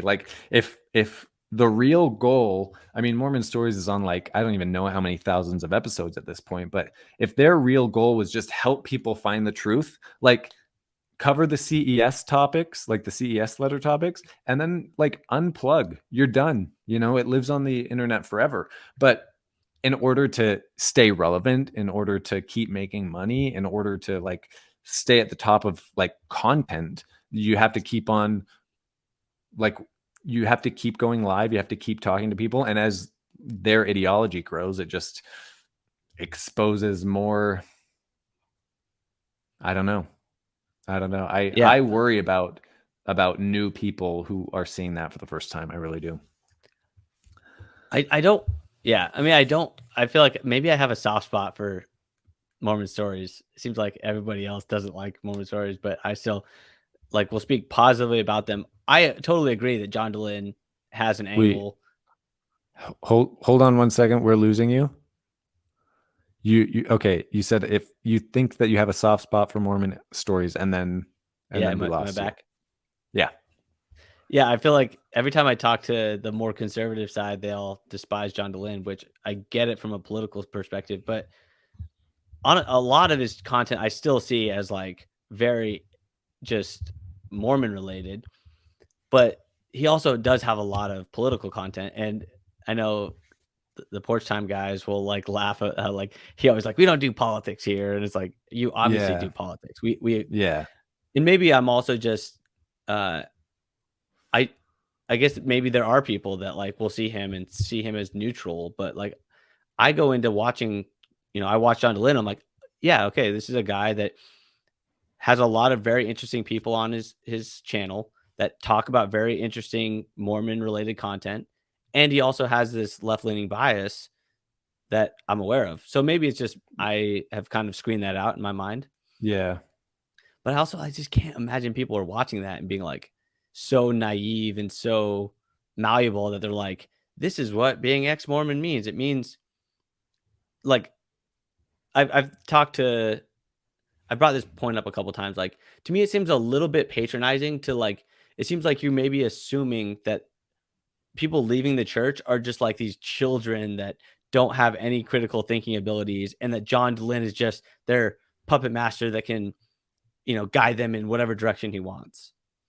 To me, it's like he's I mean, presenting an argument, and if his argument is a good argument, then people will listen, and if his argument is bad, then people may not listen. But he's just doing the same thing we're doing, which is he's presenting his case, and maybe the place that we can criticize him is he's not acknowledging that's what he's doing. right. But I sometimes it's don't hard to like decipher where, like, I think where he defined neutral, he doesn't even realize is not neutral. right. It's very left leaning. Yeah. I mean, And so it's we're criticizing a blind spot, which to a certain degree, maybe he can't be culpable for having a blind spot because it's kind of the it's blind. definition of a blind Yeah. spot, you're not aware of it. But I do think, I mean, I did a video on this. I went over Erickson's stages of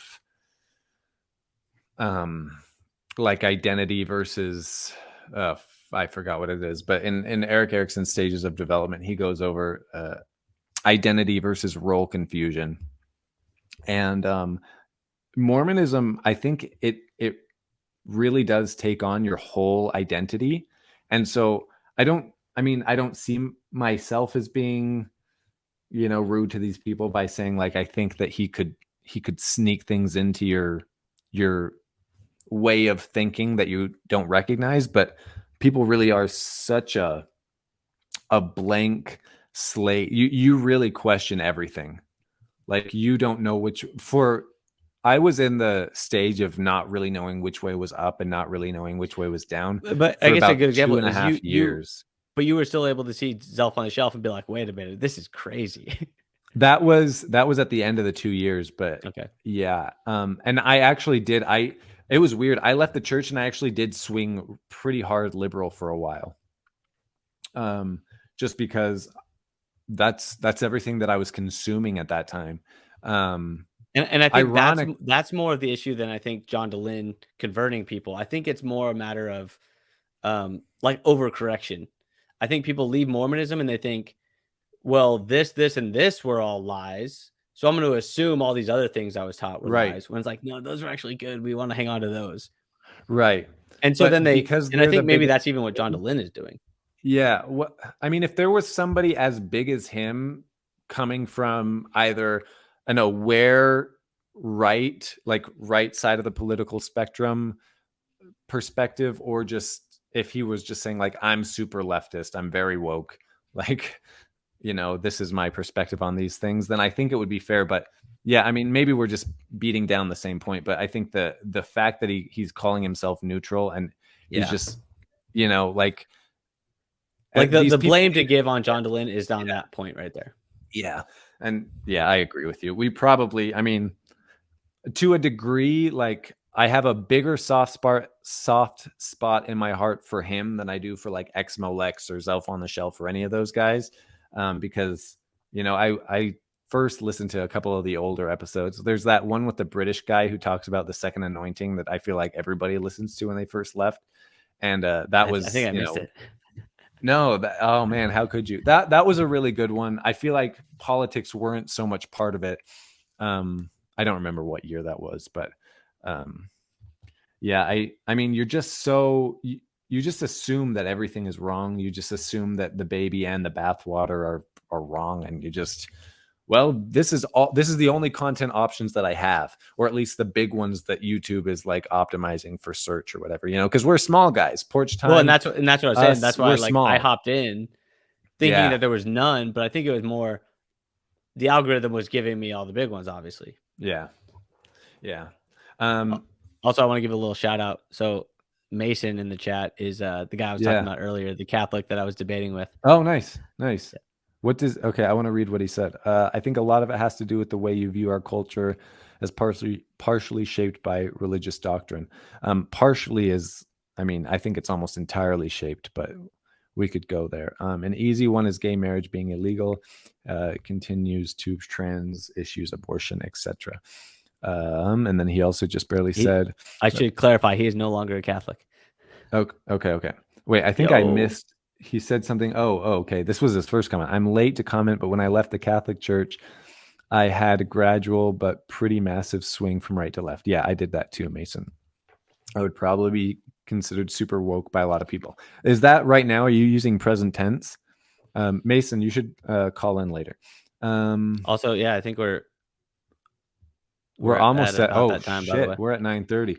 Okay, so do you The have lines any are ringing. like last well, they can't ring. I haven't put the thing out yet, but do you have any other? I feel like we touched on a lot of different things. Was there anything specifically that you wanted to talk about, or do you want to just open up the lines? We should probably do this like once a month.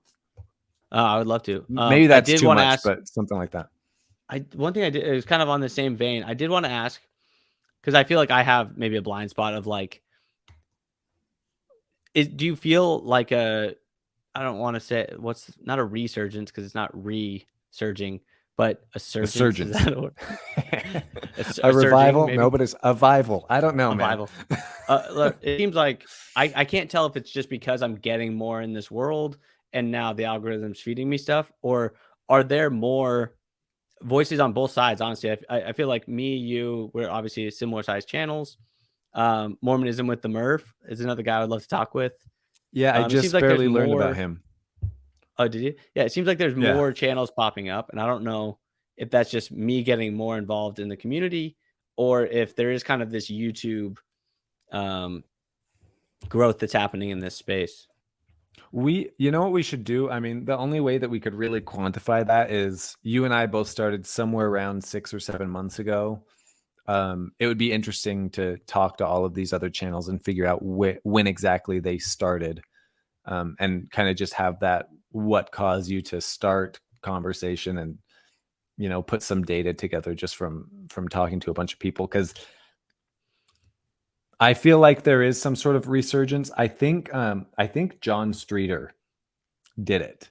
I think that you know what I mean? I think that when he was a big inspiration for myself, which I still have yet to have any kind of communication with him. But when he was on Midnight Mormons, I loved everything he was saying. I was like, this guy's exactly where my head's at. Yeah, I on one of the like Mormon stories, it was like beginning of the year, and John said something like, what should we do to make Mormon stories better for everyone? He put some sort of comment like that in his channel feed, and I responded and said, I think you should bring on a conservative co-host, and I think it should be Jonathan Streeter. And this was after everybody was canceling him from everywhere, but this is George, I think okay, wait, we got some things that are responding directly. Jared says, been following this stuff for a while. I think more reasonable voices have been popping up lately, not just as YouTube channels, but in comment sections as well. Somebody else says this is Porchtime Jared, right? Yeah, this is cool. He's also Morgan from My Spiritual Life. Yes, ex Morgan. Ex Morgan, yes. Yeah, so she used to be named Morgan, and now I don't know what her name is. Now her name is ex Morgan. COVID boredom. Jonathan says he's tried to get you on, so there it is. Jacob also says Streeter's awesome. Yeah, I think that we're just kind of talking about the people who are willing to talk to the other side is really what it is. I think that I don't know if you could call us all conservatives, but I mean, I probably more libertarian than conservative, but it interchangeable, really, But classical liberal. Like in the 90s, a belief that free speech and communication is important. Yeah. I don't know. I don't remember. I guess I brought up Streeter because he did a bunch of trans videos. He did that video with I haven't the seen those videos. detransitioner. Okay, I need to Oh, watch wait, no, he did the one that started it all. I'll send it to you when this is over. He did a video. He has that website called Is It Culty? By the way, Jonathan Streeter, if you ever watch this, please come on my channel. I'm friends with you, but I'm friends with you on Facebook. We're, but I'm we're too best nervous friends. yeah, I'm too nervous to send you a message. Also, nobody knows my last name, so he probably doesn't know that I'm me. Because this is funny. Okay, the first time I ever messaged Chris Hanna, I was in a conversation on Facebook with Chris Hanna for like months, just chatting, you know. And then I mentioned, like, this is interesting. I think I'm going to talk about it on my channel. And he was like, "You have a channel?" And then I was like, "Oh, wait, I've never connected the dots for this guy." And so I just said, like, "Yeah, I'm an Ubermormon. You've been incredibly nice to a stranger for like months at this point." But yeah, no, I've actually Streeter, had that multiple times. Like people, like I guess Jared, for example, like I wouldn't have known that was Jared on Porchtime Jared. yeah, So we like should there's all been have multiple name times I'm like, tags. oh, that's who that is. Yeah. Anyway, I'll send you the video of so he interviewed a detransitioner using his Is It Culty website, and then he posted the score of how culty trans activism was. 100% or what? Well, it was rated higher than Scientology, Jehovah's Witnesses, or Wow. Mormonism. So it was pretty wild. Anyway, I would love to put a link in the chat and just let people on one at a time. And just do this for, I don't know, we'll see how long this goes, but I'm posting something now. So anybody who wants to join us, sorry, it's a little after 9:30, but just had a couple of threads to tie up, even though I don't think that we did. No, we did. We're awesome. He wants Forrest's culty score after he got his brother's score. Wait, what does that mean, Chris? Come on, Chris, and talk to us. Jonathan Streeter's culty website. Yeah. Wait, so did you do it? No, your brother did it. I have no Because idea. he's saying after he got his brother's score. Oh, after he got, yeah, so maybe he got my brother's score. Or who is the he and who is the his? And who is the brother? I'm assuming it's Jonathan Streeter wants Forrest's culty score after he got Jacob's score. That's what I think it means too. Jacob, oh, Jacob did the whole this? episode? Jacob, you're on. Is Jacob on? Jacob did a whole episode. Jeez. All right. Wait, I'm Jacob. I'm not prettied up for the camera, so I'm just gonna do audio only. It's gonna be a bad look for your channel. Man. Not in a blazer. It is gonna be a bad look for my channel. Smart move to save the brand. Yeah, just yeah. I gotta keep the pretty face going. Well, hey, and thanks for having me on. I think aren't we chatting tomorrow on my channel? We're talking tomorrow. Yeah. He had mentioned that. He's like, yeah, I'm actually talking to your brother tomorrow. It's a very handsome weekend for me. Yeah, man, you got to talk to When's Dan, the family reunion? We got Ian in here, my other brother. So you can talk to all of us. Well, real quick, and then Forrest, I'm coming to hang out with you next weekend. That's right. So the Still Brothers thing, so everybody knows it's not just an act. Forrest and I actually do hang out, and I'm sure you like each other. I thought you were just good actors. Yeah. What were you gonna say, Forrest? Up? I was gonna say we need to do another one for sure. It's been a while. Yeah, those are great, by the way. Yeah, I was thinking about it too. We do need to do that. In fact, I was thinking we ought to have you on, Cody, and Forrest, and then Hayden. So that way there'd be like 4 of us. Yeah. I think that could be a pretty cool. Did you see Hayden with Cody before? Yeah. I just watched that episode, and I've been watching some of your stuff, Cody. Am I a radical? No, I like your stuff, and you're a lot deeper than others. It really is a shame that your voice and like Forrest's voice are, not as popular as people like Zelf and Exmo Lex, which the level of, thought in those is just abysmal. It makes me sad.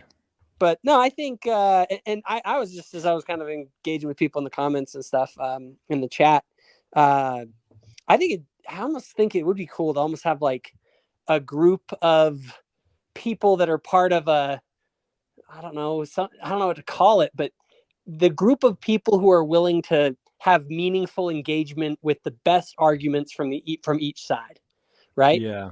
And like almost put together, like Forrest and I, we kind of are like in our interactions that we want to do every once in a while, want to sort of hopefully model that, where we really steel man stuff, where we get into the root issues. And then, I mean, I'm perfectly happy to do like formal debates when you do, reach a certain impasse and you can't go any further. I have this thing where it's like, what do you do when you get to that point, right? Well, at that point, you can't go any deeper with that person. There's just a fundamental disagreement. And then at that point, it's like, okay, well, in good faith, let's instead of talking to one another, let's talk to the audience. I'll make my case, you make yours, I'll offer my rebuttals, you offer yours. And then it's sort of like, we've done that. And when I've done that with people, like I did with some evangelicals, Calvinists, from the Apologia Church, which is super anti-Mormon. It was one of the best experiences I've ever had. Honestly, it was so good. And I'm still good friends with those guys. Yeah, I think bridging the gap, just showing, it's a shame that conversations like these don't seem to get modeled very much in popular culture. Like what's famous on YouTube is people slam dunking on one another, and that's just not real life most of the time. And so I think that people have some sort of expectation that that's what their conversations need to look like, and it really doesn't have to look like that. That's just a thing that is more fun to watch. And so just crossing the aisle, sharing ideas. I like when you can help someone make a stronger argument. Like tomorrow when I talk to you about whatever we're talking about, like there would be moments where I would like you to say, this makes more sense to me than this. You should use this argument. And if we're all operating in good faith, then sharper swords are better for everyone. Well, and a lot of times the way that looks is you get called out and you're like, oh, I don't have a good answer for this. Next time I'm going to be more prepared. Yeah. And so it happens even if it's not done exactly that way. Well, and you need to have that conflict in order, as much as I hate sort of the neo-Marxist, Hegelian worldview, the idea of the dialectic has some real currency to it. The idea of two conflicting views, actually that friction can lead to intellectual progress. And if you're just living in your echo chamber, you're never going to, like, I always tell people, like, you don't know how good your ideas are or how bad your ideas are until you have them seriously challenged. And I don't mean just like if you seek out the best arguments on both sides, because so often the conversations are, oh, hey, I'm going to show you the best against the worst. Yeah, that's usually what happens. And that is so but the other thing is like, I'm not, it's funny too, and I think you guys probably would agree, like I'm not a kumbaya kind of guy, like, hey, like there's no differences here, like, what is it, but it's like there are real differences. I think those differences should be fleshed out, should be debated, there should be tension and conflict, but not hatred and animosity towards people. We can hold ideas in contempt.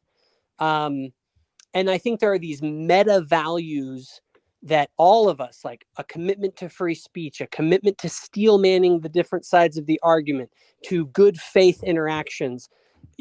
I think those meta ethics can undergird people that even have different points of view, but as long as they value those values, then you can actually have really interesting interactions with each other. Because if you don't have that, all you have is like power, and I want the power, screw the other side.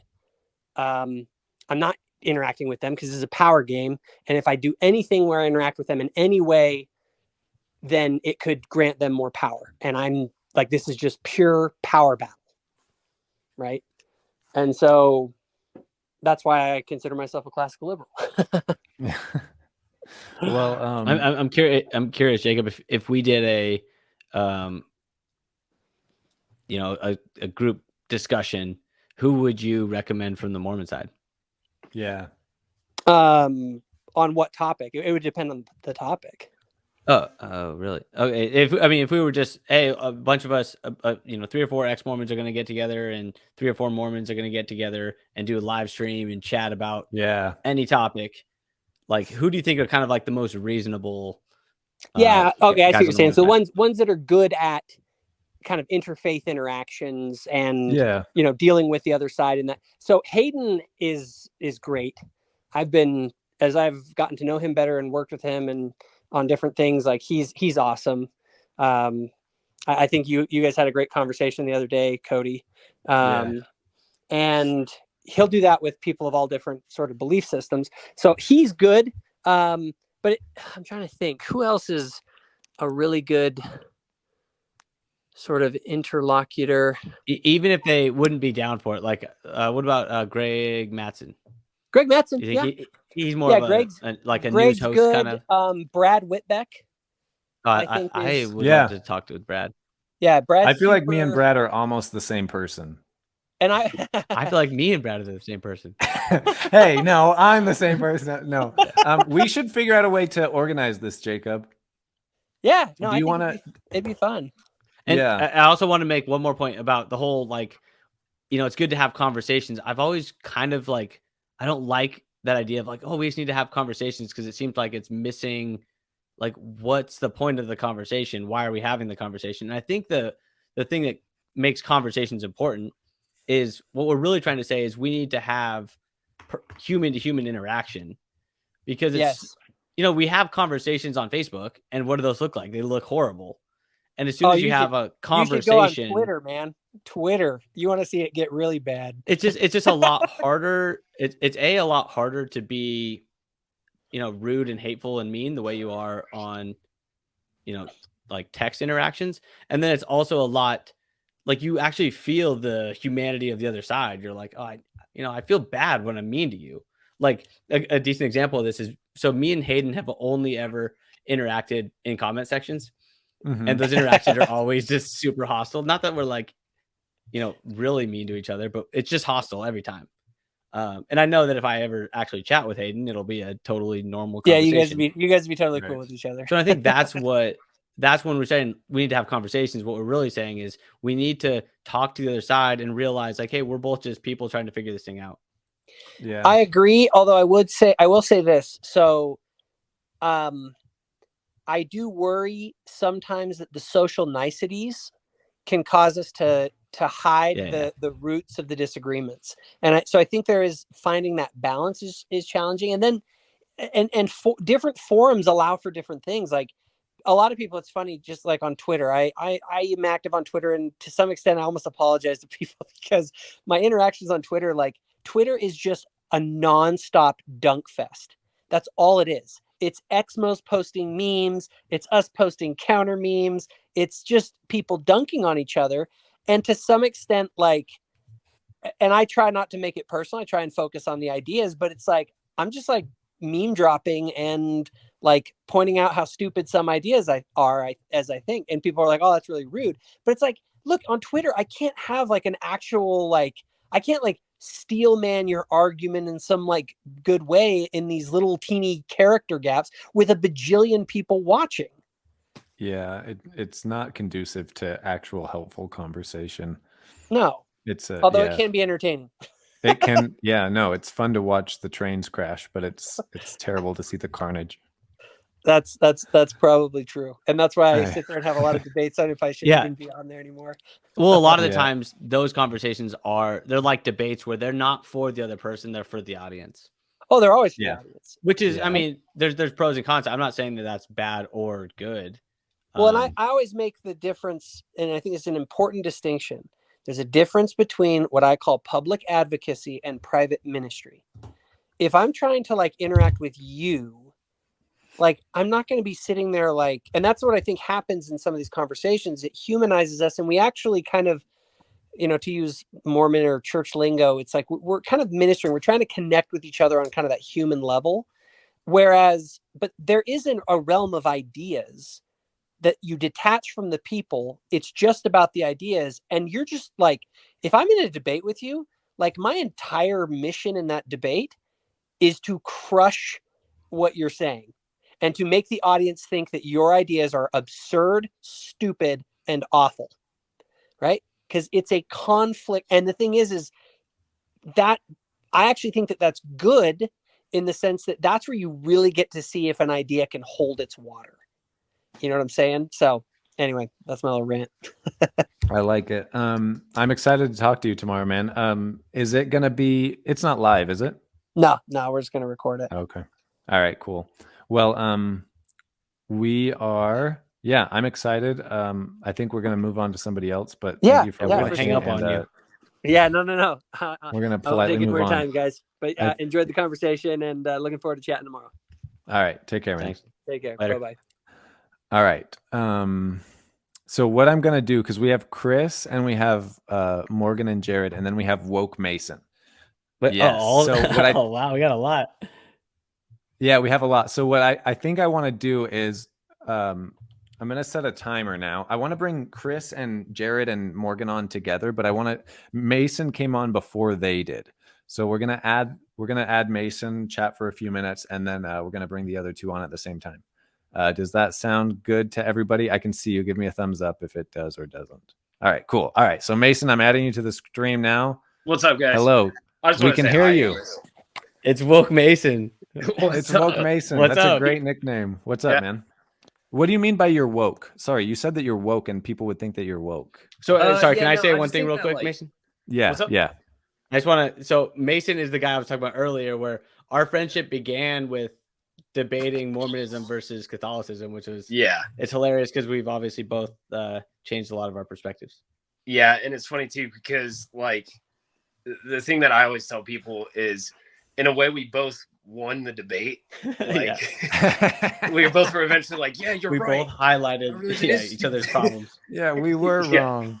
Yeah, exactly. That's hilarious. Yeah, so as far as the woke stuff, I don't know. It's like I don't really I've never met anybody that's been like, yeah, I'm woke, so this is more of just a joke than anything. But yeah, I think like a lot of people the funny thing is there are people for sure that are very extreme, far left, like the typical, blue hair type liberal that everybody's seen videos of. They exist. They're out there for sure. I think in my circles of people that I talk to and agree with, I've never met anybody who's been like, yeah, I'm woke, right? And so I think posting online, if I was anonymous and I was saying things, a ton of people would be like, hey, you're super woke, right? But if they knew me in person, they'd be like, oh, no, it's just Mason. Like, he just has some opinions type things. So yeah. I think it depends on what you're talking about. We could go from anywhere from diversity in movies to trans issues to whatever. Yeah. Like, it just depends on what we're talking about.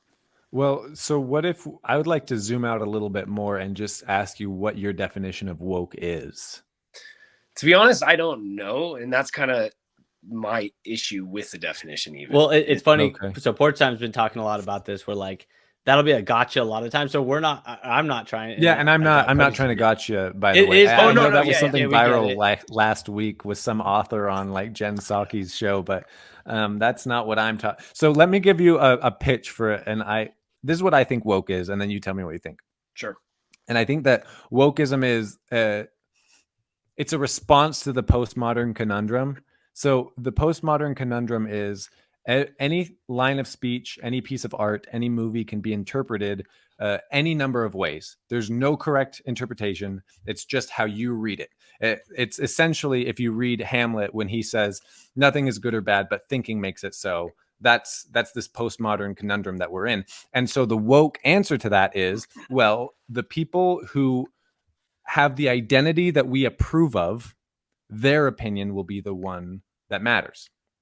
We will give their voice will be the one that will define the meaning of this art that could be defined in any number of ways. And so they basically have done this thing called intersectionalism, where it depends on like where you fall on an intersectional spectrum. Mm-hmm. And if you have the right types of identities, then your interpretation will be lifted up above others. So that would be my interpretation of what woke equals. That's like a practical definition. Where do you disagree and agree with that?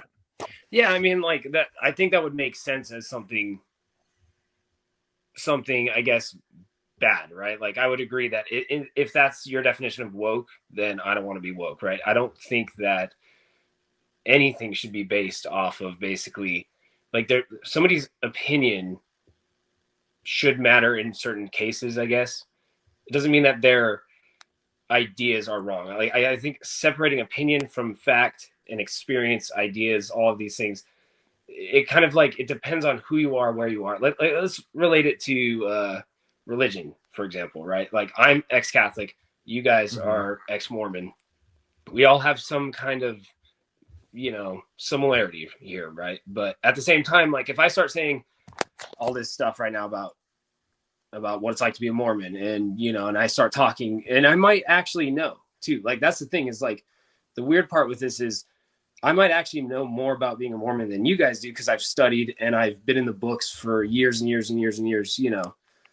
The problem that I've seen happens where every ex-Catholic is pretending to be an ex-Mormon.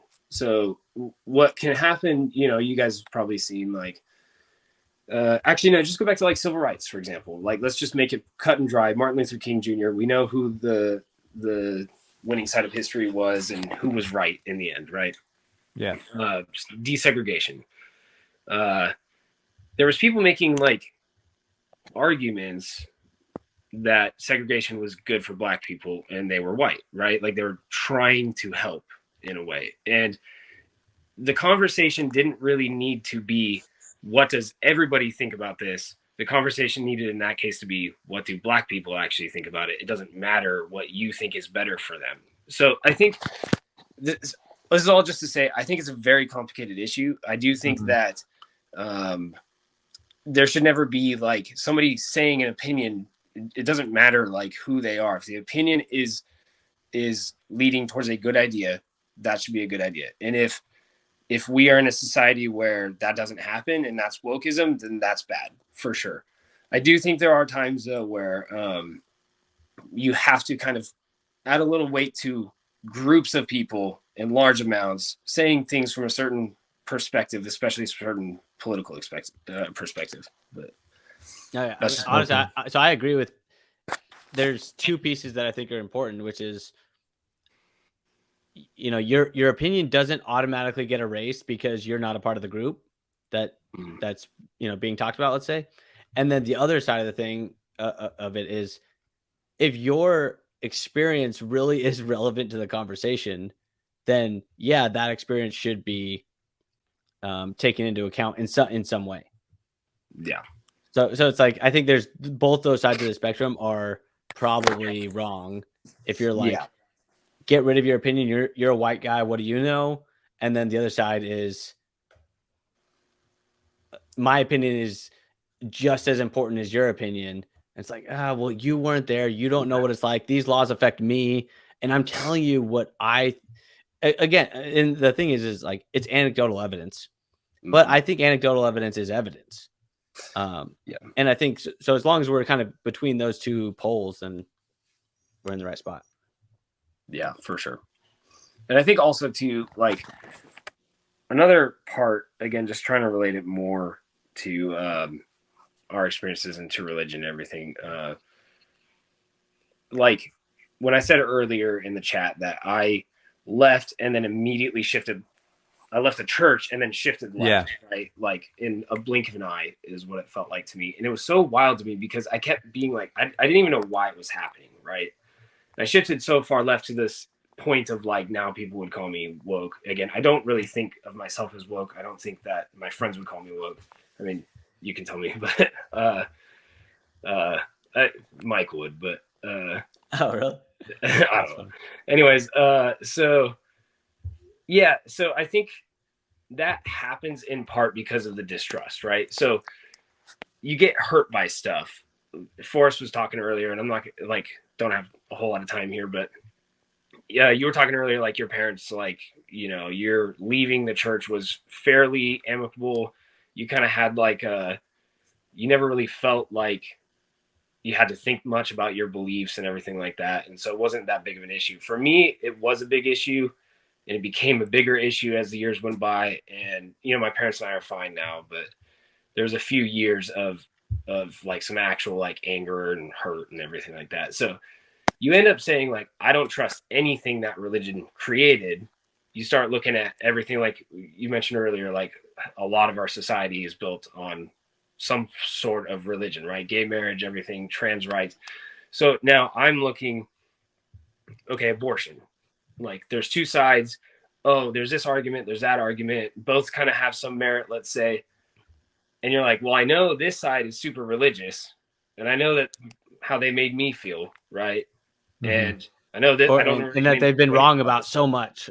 Yeah, so it's exactly. like they're probably wrong here. Yeah, exactly. Right. So I think that's a huge part of it too. But. Yeah, definitely. And yeah, if we could just have more voices that are open about what their political bias is, saying, you've now left this religion, you've now left this group that gave you an identity. Here's how you actually just build an identity. And you add all the things that you want to it. And here's a guy who did it that way. And here's a guy who did it that way. And find, you know, agree with them or find something in the middle. And that's all totally fair. I mean, would you say that you're still swinging left, or would you say that you've kind of equilibrated a little bit? I think, I don't know. I don't really like, it's hard to put a definition on it for me. I think just like probably everybody here, everybody calls themselves a libertarian nowadays. I'd say probably I'm a libertarian. All right. Definitely. So definitely you're a radical left-leaning. Not everybody says they're a libertarian. Yeah. But I think like probably a left-leaning libertarian, right? Okay. Somebody that's more on the like, yeah, I'm pro Black Lives Matter. You know, also don't touch my guns and let me smoke weed and all that stuff. So. Okay. Interesting. So we hate you. All right. Well, yeah. So now I'm gonna get kicked off. All right. for time. So we're booting you. Yeah. Well, we are gonna hang up on you, but only because there are more people to talk to. But Mason, only because thank you support for Black Lives Matter. Yeah. No, thank you for calling in, Mason, and hope to see you in the comments. Yeah, for sure. Appreciate it, Mason. Okay. Take care, man. Later. All right. I need to use the bathroom. I'll just turn my camera off. Yeah. I'll be back in just turn off, and I'm gonna add these other two. Yeah.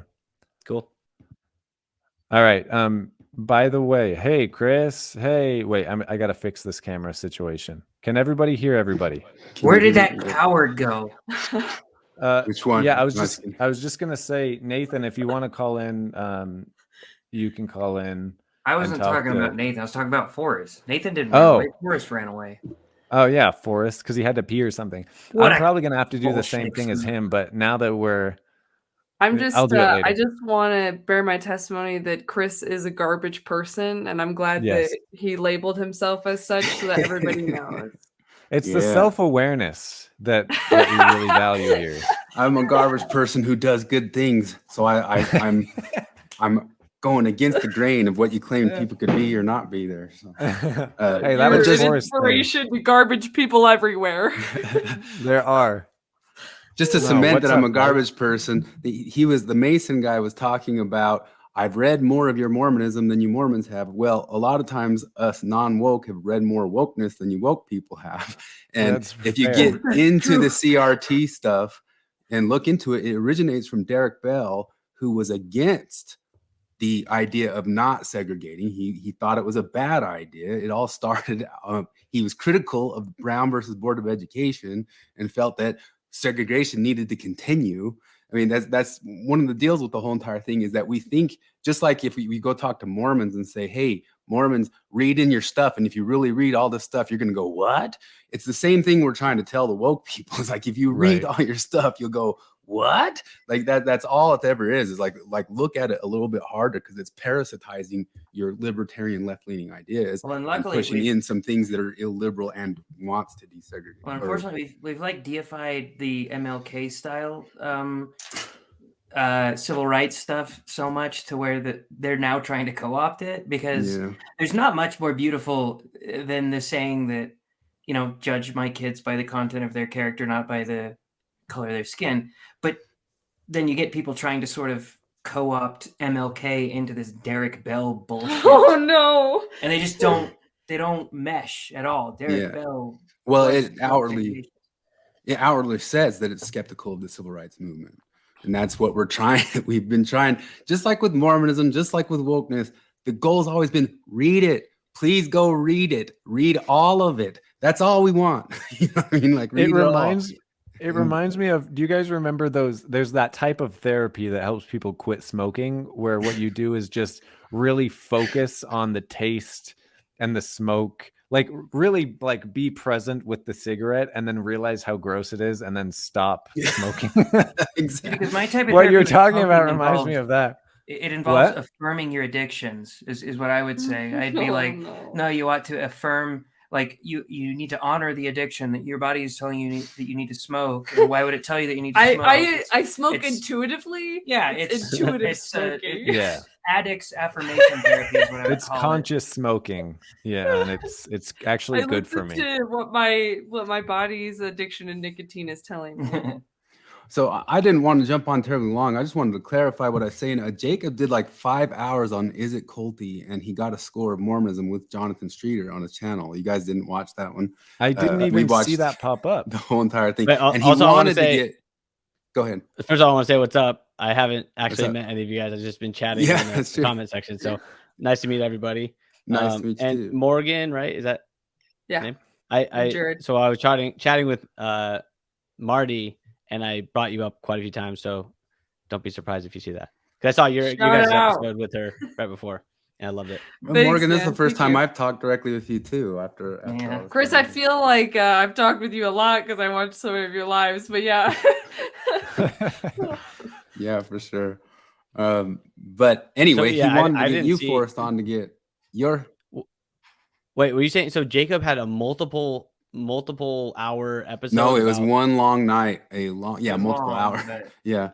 And he scored the Is It Culty thing for Mormonism, which what percent culty do you think he gave it?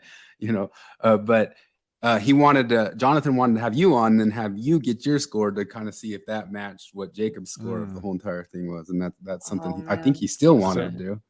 Yeah, so Forrest definitely shouldn't know Jacob's score because that could influence. Oh, that's true. That's true. Maybe don't. Well, that was the idea. But I mean, Jacob's definitely going to give it a... No. It's judging Mormonism. It's judging and how culty do I think Mormonism is? Yeah, going through the Is It Culty website, and Jacob went through the whole website and gave it a score, and then he wanted to compare it to your score if he went through the whole website too, and because it gave a certain score, which maybe I shouldn't say directly. Don't say the score because then I'll do it without knowing. Yeah, this is the website for anybody watching who would like to do it, but it's isitculty.com. Jonathan, you're amazing. Good job doing this. So what made, let's see. So we have Morgan, Jared, and Chris. You wanted to correct what you said about Jacob's score. What's up with Morgan and Jared? How you guys doing? We just like talking shit, I guess. We wanted to take this opportunity to both come out as polyamorous and bisexual. Your channel's gonna blow up.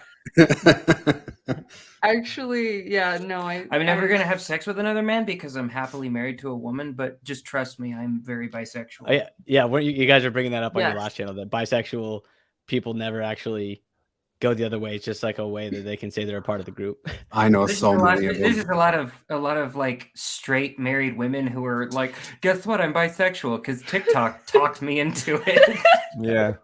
I play in the band scene like around Salt Lake, so I know a bunch of bands, and that became all the rage. And these couples, they're married couples, they announce it, and there's never going to be any follow through. Not that I have to say, hey, go do something so I can have it proven. But show me the videos, damn it.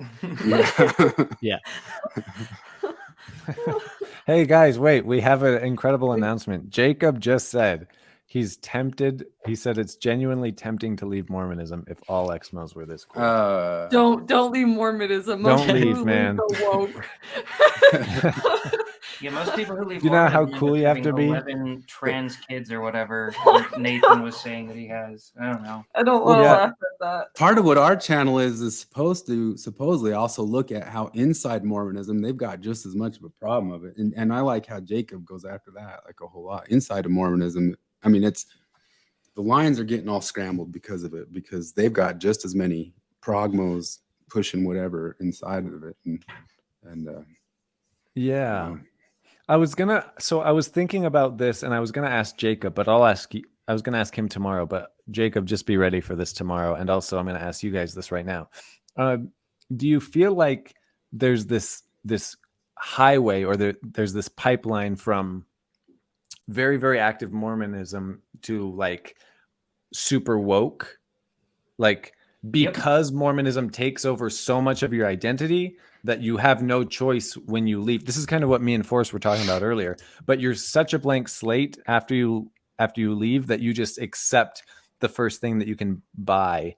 And is that responsibility partly on the Mormon church's like hands a little bit for creating a system that is so overwhelmingly like overwhelming?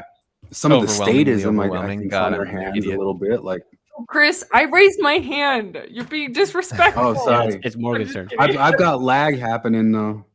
I'm just kidding. Go ahead. Yeah. No, I got lag happening. I couldn't see. I've even got lag enough that you should keep going because it's stuff's all wonky over here. Okay, hopefully it fixes. I was just gonna say that for me, being raised Mormon and with the family issues that I had, I didn't have much self-worth. I didn't have much of an identity. Mormonism kind of gave me like that fake identity and that fake self-worth. And when you leave, and that leaves a massive gap. And when you don't know who you are, you don't know how to see yourself as a good person, you need something else to cling to.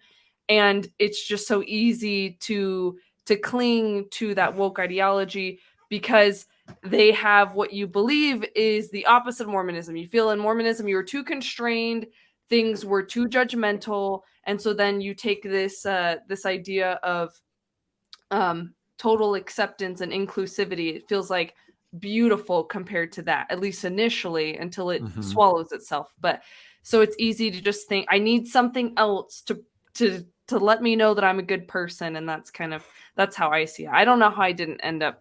I think because I kind of got involved with other things. I don't know. You weren't insufferable. The way that I always put it is that what a nice compliment from a husband to a wife. Yeah. You weren't insufferable. No, the way that I always put it is that like chill Mormons make chill ex-Mormons, and unfortunately, you don't hear as much from chill people in general, right? And you might be able to put a little bit of blame on Mormonism that it tells you to not be chill. In some ways, I don't know. I feel like I feel like I didn't do Mormonism right because as a dog shit missionary, I was, I didn't like my mission, any of that. But the people who did it right, the way that they were supposed to, or according to them, the way that they were supposed to, they got really like weird and indignant about things. Like it was a little before our time, but like the Satanic Panic, or like, oh, you're listening to a Led Zeppelin album. You can't do that. That says the F word. Stop watching that or whatever. And then when they leave Mormonism, they want to have that same level of just throttle over other people. And so they then start saying, oh, well, no, it's not immoral anymore, but it's homophobic or it's racist or whatever. They sort of glom onto these things that make them feel like a righteous person, I guess. Yeah, that was one of the I made a video a while ago that kind of exploded. That was like the 3 reasons I left the church. And it was funny. A few people in the comments picked up on it, but they're like, this guy, like, because all of my reasons are the reason why I can't be woke anymore. Like I can't let people control my speech. I can't let people control the things that I want to read. You know what I mean? And so that's the way that Mormonism was when I was in it. And when I built those, I was trying to have a conversation with my dad about the reasons why I left. And I didn't just want to say, well, Joseph Smith did this, and then this, and then this, and just like start a fight with him. I wanted to just say like, look, these are things that you will agree with. And I wanted to kind of be speaking the same language with him. But then as I I swung to the left a little bit after I left, and then suddenly started to realize that if I wanted to follow that path to its logical conclusion, I was going to have to cross the rules that I had already made for myself. And then I found myself slowly moving to the right again. So I think that's a good point, Jared.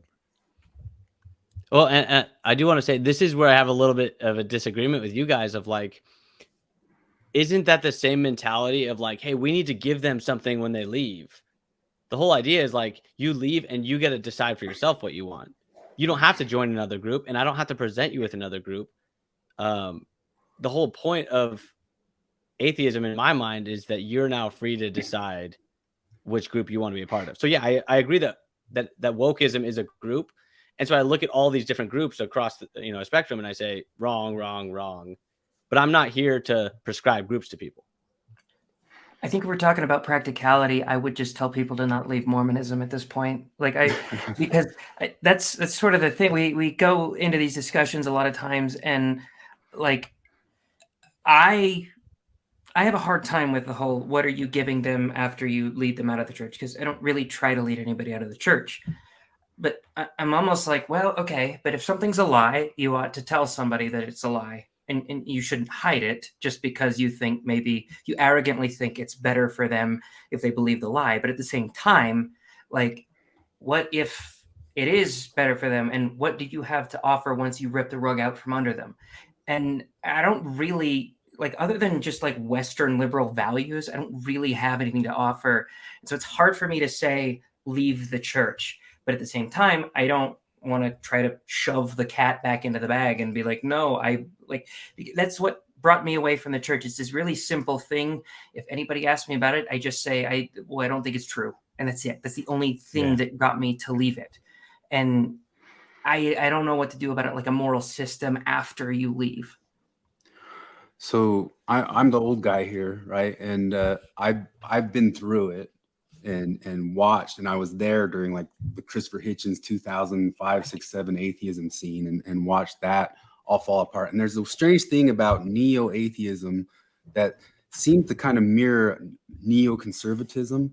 The stuff that happened in the 90s and the 2000s was, let's go to the world and push our freedom, like take away your thing, like, we're going to go in and we're going to take apart your country, remove your dictator, remove this, and then all is well.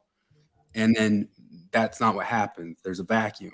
And in that vacuum, something worse can fill its gap. And so you just get left with this idea of like, okay, we got to have a little bit more of an idea of like what we're going to do if we're going to go rip stuff away from people. But I mean, I kind of agree that you can't really rip stuff away from people. The problem is I've just watched it. It's how it goes. You can't stop it from going that direction. Like something that is highly, boisterous and plays on moral hysteria is going to fill that gap. And that's kind of, it's a little bit like the Pareto distribution that Peterson talks about. It says you can't really point at religion and blame it religion, something that's a human condition that people just get. Like the mob, like we can go take the God out of the mob, but the mob's still there, and do I have answers for it? No, I don't have answers for it. So I feel a little bit kind of like Jared of like, I get to the point of saying like, I don't know, it's such a good idea to talk them out to it, especially if I've watched them go. So saying I'm one of the old guys, I was there. So I grew up in the same ward as Lindsay Hansen Park. And I was there at the start of Mormon Expression, and I was there around John Larson. I was there around John DeLynn, and I knew these guys from behind the scenes. And when that stuff turned, it shocked me the same way that the atheism movement turned. It just, I wasn't expecting it. So I'm coming from a feeling of experience of watching it like kind of fall apart that way. Do I have answers for it? No, I'm right in the middle of saying, hey, let's not do that again, or let's try to figure that out better. But one of the things that gives me hope is people like you, because it does seem like you guys are the younger generation, and all that ever seems to be the answer to me is people who are more willing to hear sides and read the stuff and look at the thing. And that's one of the things that happens is the older generation of DeLynn and Larson and those guys, they ultimately have this weird censorious knee-jerk reaction. It's almost kind of like they're stuck in the same world of don't read the anti-Mormon literature. they're the same way about hearing other sides of ideas or other sides of politics and all that sorts of stuff. And they're just so shut down. And you guys can just talk to Jacob Hansen like it's nothing. And I've gone through large, long threads of arguments with people on Mormon Stories that they can't talk with Jacob Hansen because he's out in the night, some sort of Desnat, whatever. And they're because he thinks that he got banned from the lobster group, and I didn't know anything about him. So for the longest time, I just thought he was like Desnat. Yeah, I heard that. That's why. Because they kept telling us, like, I don't know, everybody on the lobster group was like, he's Desnat. So I mentioned that to Chris. I was like, I haven't really heard much of him, but I heard he's real like Desnat Nazi. And Chris is like, no, he's fucking not. Those guys are stupid. But we're just as ousted. We're just as kicked out. I mean, like I said, I knew those people and I knew them. One Desnat calling another Desnat not a Desnat. Yeah. And yeah, so I mean, it's part of it is that I don't know. All I know is what happened. And I'd like to not go that way, but do we got to give them something? No, but maybe more critical think. But I think, like always, I think just the answer is more open conversation and looking at and reading the other stuff. And, you know, knowing their arguments as much as they know your arguments, you know, that sort of deal. Yeah, it almost seems like both of these groups that were just trying not to prescribe anything, just trying to describe things, they realized that that wasn't working. It wasn't making people change their minds the way that they wanted it to. And so they had to start prescribing things, which is then when it becomes a religion again. So they're like, well, our standoffish approach doesn't work because humans aren't like that. And so we have to create another structure for them to fall into. And the thing about structures is, I think there's this like eternal fight between structures wanting to take over like total control and entropy destroying everything and ripping it apart. And it's like you can choose one or the other. It's very hard to land in the middle for very long. Which one, like which poison would you like to drink?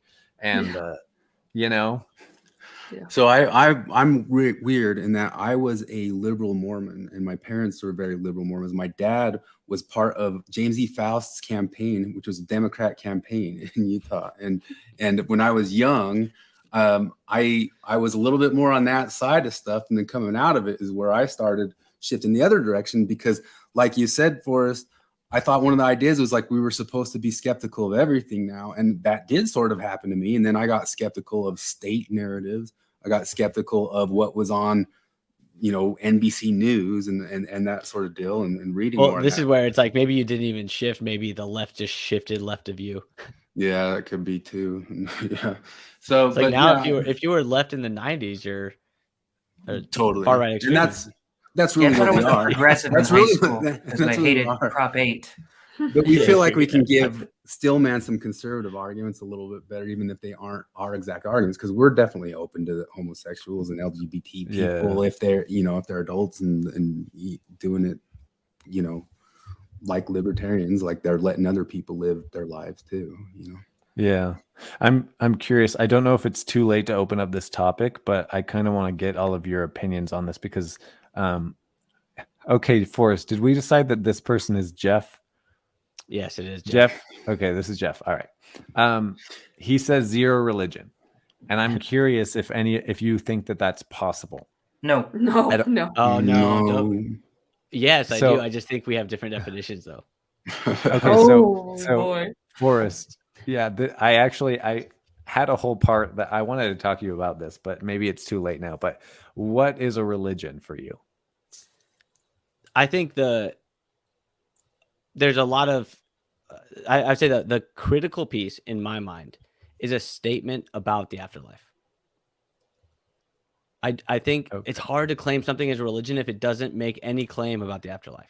I mean, and you might be able to say like supernatural, but I would probably. What if it creates something supernatural in this world? Yeah, that's why I would rather say afterlife. Okay, so here's a question. So the reason I'm just like throwing this at you and I want to hear what you think. The reason that a statement about the afterlife would be an important qualifier is because it would be like the main dictate for how somebody is going to live their life, right? It's the is at the end of their life that's going to create the biggest ought.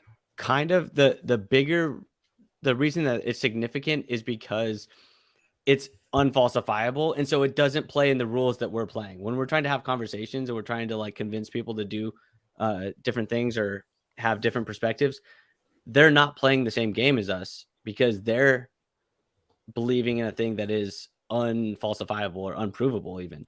So it's like, okay, I'm not going to deal with you. You're a religious fanatic that believes in something that I can't even, like, I have to have a personal experience with it or something.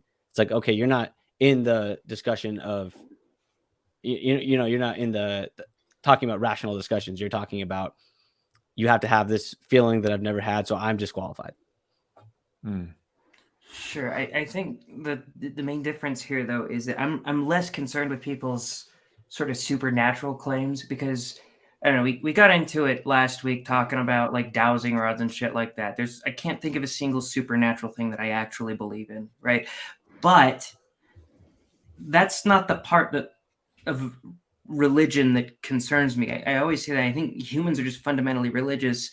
And when I say religious, I mean they have like axiomatic beliefs that they will follow completely, or at least as completely as they can, like on faith almost. And this is where it's weird. It's like, so I agree with that. It's like, how do we resolve this definition distinction? I guess the way I would put it is, which definition provides clarity?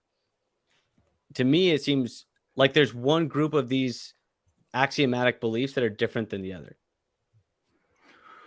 And that's what I'm trying to describe. I'm trying to describe the axiomatic beliefs that are in this supernatural realm that we can't comprehend. And therefore, that group of beliefs is in a different category. I think I'm just really, really slow to declare an axiom is what I would say. And I don't think that a lot of people are. The people that concern me are the ones that are really quick to declare something an axiom.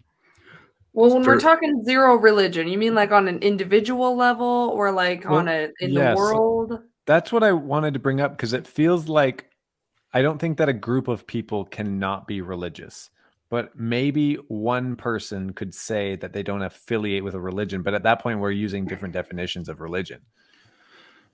So because I think a part of the definition of religion has to be it's a shared belief in a group of people that unites them. Like if you look at one of the reasons that made human beings evolve to the global superpower that they are, it's because they were able to create, we'll call it they were able to create a God belief that could then turn a stranger into somebody that they could trust because they could assume that they shared a certain percentage of their values and beliefs with that person. And so because like we're very similar to chimps and bonobos in our social hierarchies, that we really can't know more than 300 people well. And so in order to interact on good faith with groups larger than 300, which we do on a country and state and like city level, we have to just be able to shrink somebody down to one box and say, you are a Christian, therefore I trust you. You share the same God as I do, therefore I trust you. So it's almost like a religion has to have the group aspect defined in it. And then,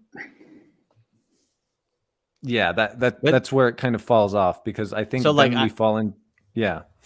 I feel like that definition is missing something unless you consider, let's say, the Marine Corps is a religion. Because the Marine Corps, if you're a Marine, I'm a Marine, we have this trust, we have this connection, we have this bond. So to me, that has all the pieces that you're talking about, but I would not call it a religion, and I don't know if you guys would call it a religion, but I think it would be less clarifying if you did call it a religion. I wouldn't call the Marine Corps a religion because I mean, I could say they get like a religious level fervor, but there's worldviews like a Marxism or something with a historicism. Like if you look up Charles Fournier's like original idea of socialism, his idea of the place that we will get, the utopia that we will get, is so bonkers your eyeballs will fall out. Like he thought, like honestly, like when we achieve that utopia, the animals will become our helpmeets and stuff like that. They had these crazy ideas about when we get to this place that will be on this earth, but that place might as well be some wackadoo heaven, you know. And to me, it falls within this historicism falls within the religiosity that I can't. To me, even though they're claiming it's this realm, I don't see how you can't call that an afterlife type vision that's impossible and unfalsifiable. I think to differentiate, it's like, okay, Marine Corps versus religion. It's with the Marine Corps, they have these things that they're doing together. It's a community, they are bonded, there is trust, but it's not like a framework of how to view the world. And I think that you can consider a lot of things that aren't necessarily religious to be religious simply by the nature of they are giving you a certain way to view the world. A great case study for this is Gen Z being so big into astrology. And I've been looking into this lately because I just find it so fascinating, because something interesting that I saw in a video, and I don't know if this is true, but I guess astrology has so much to do with, you know, the stars, and you're born in a certain month and the stars are lined up in this certain way. But because of the way the earth is tilted, the stars aren't lined up in the same way that they were thousands of years ago when they came up with these groupings that they came up with. And so it's funny to realize that there are so many people who right now are replacing religion with astrology, and it means absolutely nothing when you look into it. But it's, what is it providing for them? It's providing them comfort. It's providing them answers. It's providing them like a way to view the world and a way to view their relationships. And I would consider that religious, even though it's not like religious in the same sense that Christianity is. I guess I would say that I think the problem we're running into here is that we're all sort of, I don't know. I feel like anytime I throw out the word religious, it's sort of a negative connotation. And I think Forrest is doing the same thing. And I think that the difference here is what we find negative about the term religion. And like you're ascribing more mysticism to it. And I'm to a point, I don't really care so much about the mysticism. Like I really don't care all that much if you believe in dowsing rods. I think it's a stupid belief, but go for it. Whatever. I don't care. That's not a big deal. To me, it's more the dogma, you know, like the dogmatic nature of your world. So why don't you just say dogmatism? Religion sounds better, I guess. It could be. I mean, I agree. Yeah, I think that's what Sam Harris talks about. It's like dogmatism is an issue, but I don't think anything like budge. Because you can be dogmatic about really superficial things, and I think it'd be absurd to call that. I mean, and I think like sometimes you guys do. It's like if I love my guns so much, my Second Amendment is the most important thing in the whole world to me. Do you really think that that's my religion? Like, I think it's dogmatic, but I don't think it's a religion. Why would I wouldn't call it a religion, but I wouldn't be upset at saying that no, we don't. I mean, the zero religion, like there's going to be religions out there that don't have a whipped up mob behind them, and then there's going to be whipped up mobs that don't have a God behind them. And I'm worried about the whipped up mobs. Yeah, I'm worried about whipped up mobs too. This is where like I just feel like there already are great words for all these things that you guys are concerned about, and putting it under religion just makes the conversation just muddied and confusing. It's like mobs are a problem, dogmatism is a problem, irrationality is a problem. But to call but I think what we ultimately do is say that religion's not the problem if we're calling them like religions. I mean, it's like we said, it's like something else is something else about humanity, which the thing that the substrate that we're all trying to grab onto here is problem, like a real problem. But it doesn't necessarily, there's people who don't do it who have gods, and there's people who do it who don't have gods, and but they have something that gels them together, binds them and blinds them, a morality, and makes them do stupid things, and things that become collectivist visions that we all must buy into, or they have a problem with us. And it's really ultimately that, a collectivist vision of the world that we all must buy into. I mean, we could just say it the long way like that. Yeah. Kind of like the vision that we all must buy into, or that's the end. You know? Yeah. Wait, is everybody frozen or am I frozen? No, Chris is frozen. Okay. Oh, Chris is frozen. Okay. No, Chris is good. That was terrifying. This is what you were talking about the other day, Chris, where people were just still. Yeah, and then I keep talking, and I'm like, oh my gosh, it's got to be something with my. I actually think it's the snow around here. You guys in Salt Lake? I'm in Saratoga-ish. Oh, the snow's been insane lately, but I think there's probably snow up on, but who knows what. But anyway, that's all. I mean, I don't want to take more time. Maybe I'll take off and you guys can keep talking, but it's just really that. I mean, I can change the wording if you want the wording, but I'm more worried than if somebody believes in a God or not. I'm worried about collectivist visions that we all must agree upon, or you are out or need to be dealt with. So yeah, and it's weird. This conversation about like the definitions is so weird because it's like I'm not sure if it's worth the time. It's like I think we both can communicate regardless.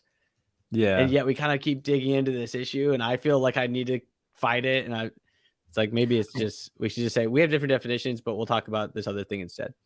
Well, it feels like the reason the definition comes into play is because there's a lot of people on the ex-Mormon side of it that are criticizing people for being religious. And I think when we point out like that you're being religious too, that's just us saying like you're doing the thing that you don't like it when they do. It's just that they're admitting that there's a God behind it all. They're admitting it depends. It's like are the ex-Mormons saying they're being dogmatic, and then you're saying, yeah, you're being dogmatic too, then I agree. Or if they're saying they're believing in the supernatural, but you see so believe in the often supernatural too.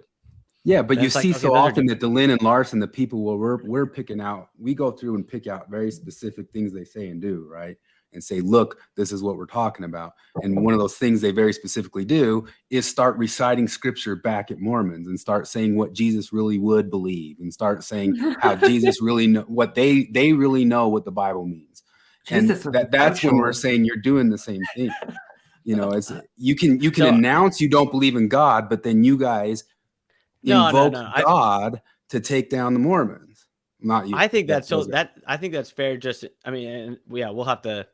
This is a much longer conversation, but to me, that's just saying if you guys believe in Jesus, I think this is the better argument for what Jesus. Like, I think it's possible to do that. This is where I think they're Jacob trying gets to play into by their rules. Yeah, you play by their rules, and you're saying you guys aren't being consistent. If you believe in Jesus, then you should believe in this verse.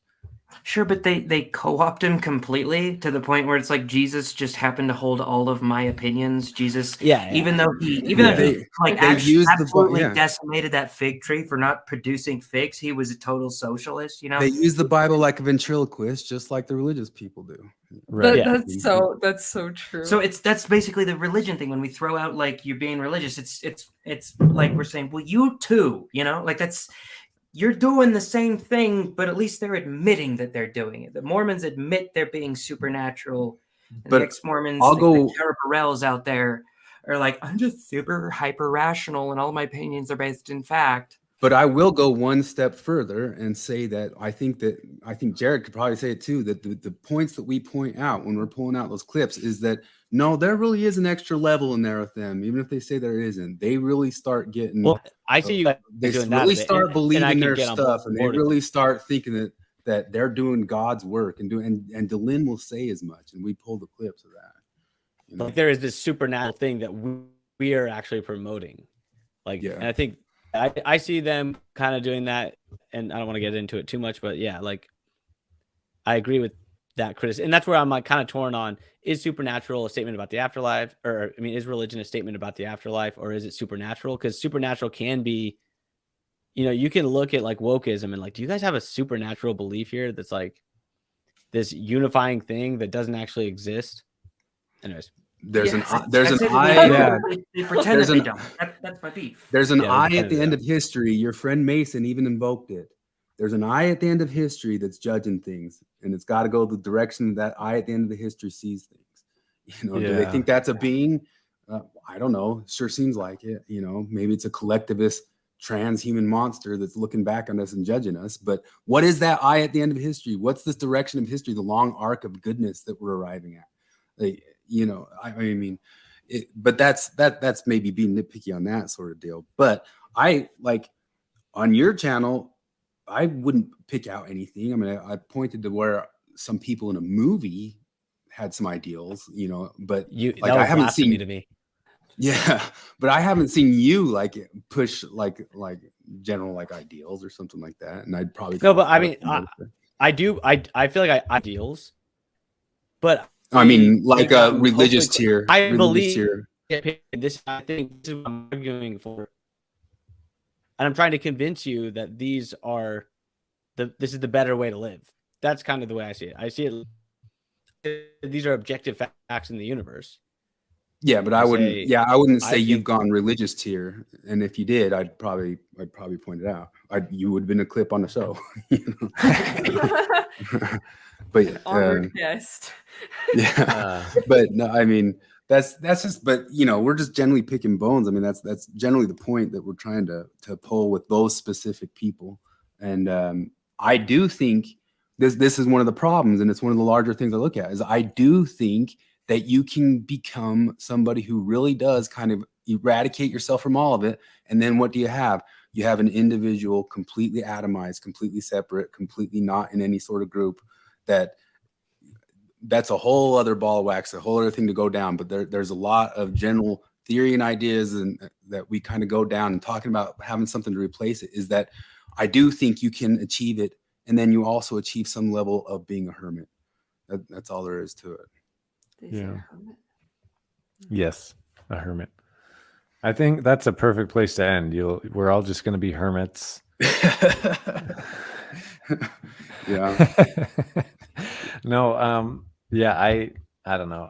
I appreciate all you guys coming on. This was fun. I hope everybody had fun. I didn't plan on actually going this long, but you know, I loved it. It was fun.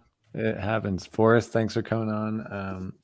Yeah, I guess everybody here has a channel, so I guess we'll just close with, do you all like, starting with Chris and then My Spiritual Life and then Forrest, do you guys just want to like give a pitch for what your channel is about and what you're doing over there?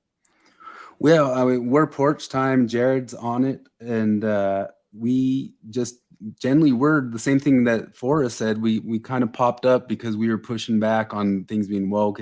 There were kind of some specific moments where they were asking on John Littleton's podcast for some conservative people to come on and give them some pushback, and we tried to, and then they shut us down and kicked us off and booted us and made sure that didn't happen. And that's what made us say, okay, fine, we'll do it. And we'll go on. And Jonathan Streeter, we popped up on there a lot. He has us on to do. We've generally, Jared and I have gone on to discuss or go over James Lindsay's and Helen Pluckrose's book of what was that one called? The Cynical Theories book. Because that whole thing is good for the woke people to read what's really in their stuff. So we've gone over that. But I mean, we generally don't really advertise out. And if stuff's going to get big and huge, like I said, I think you guys, all you young guys up and coming, the sky's the limit. It really is. You guys can take there's the Lynn makes what, $500,000 a year. You guys can chip into that. You know, keep going, become something big and grow. And I hope you guys do grow. And that's the answer. The answer is you guys right here, and maybe you guys can do it. And I'm rooting for that. You're making yourself sound old, Chris.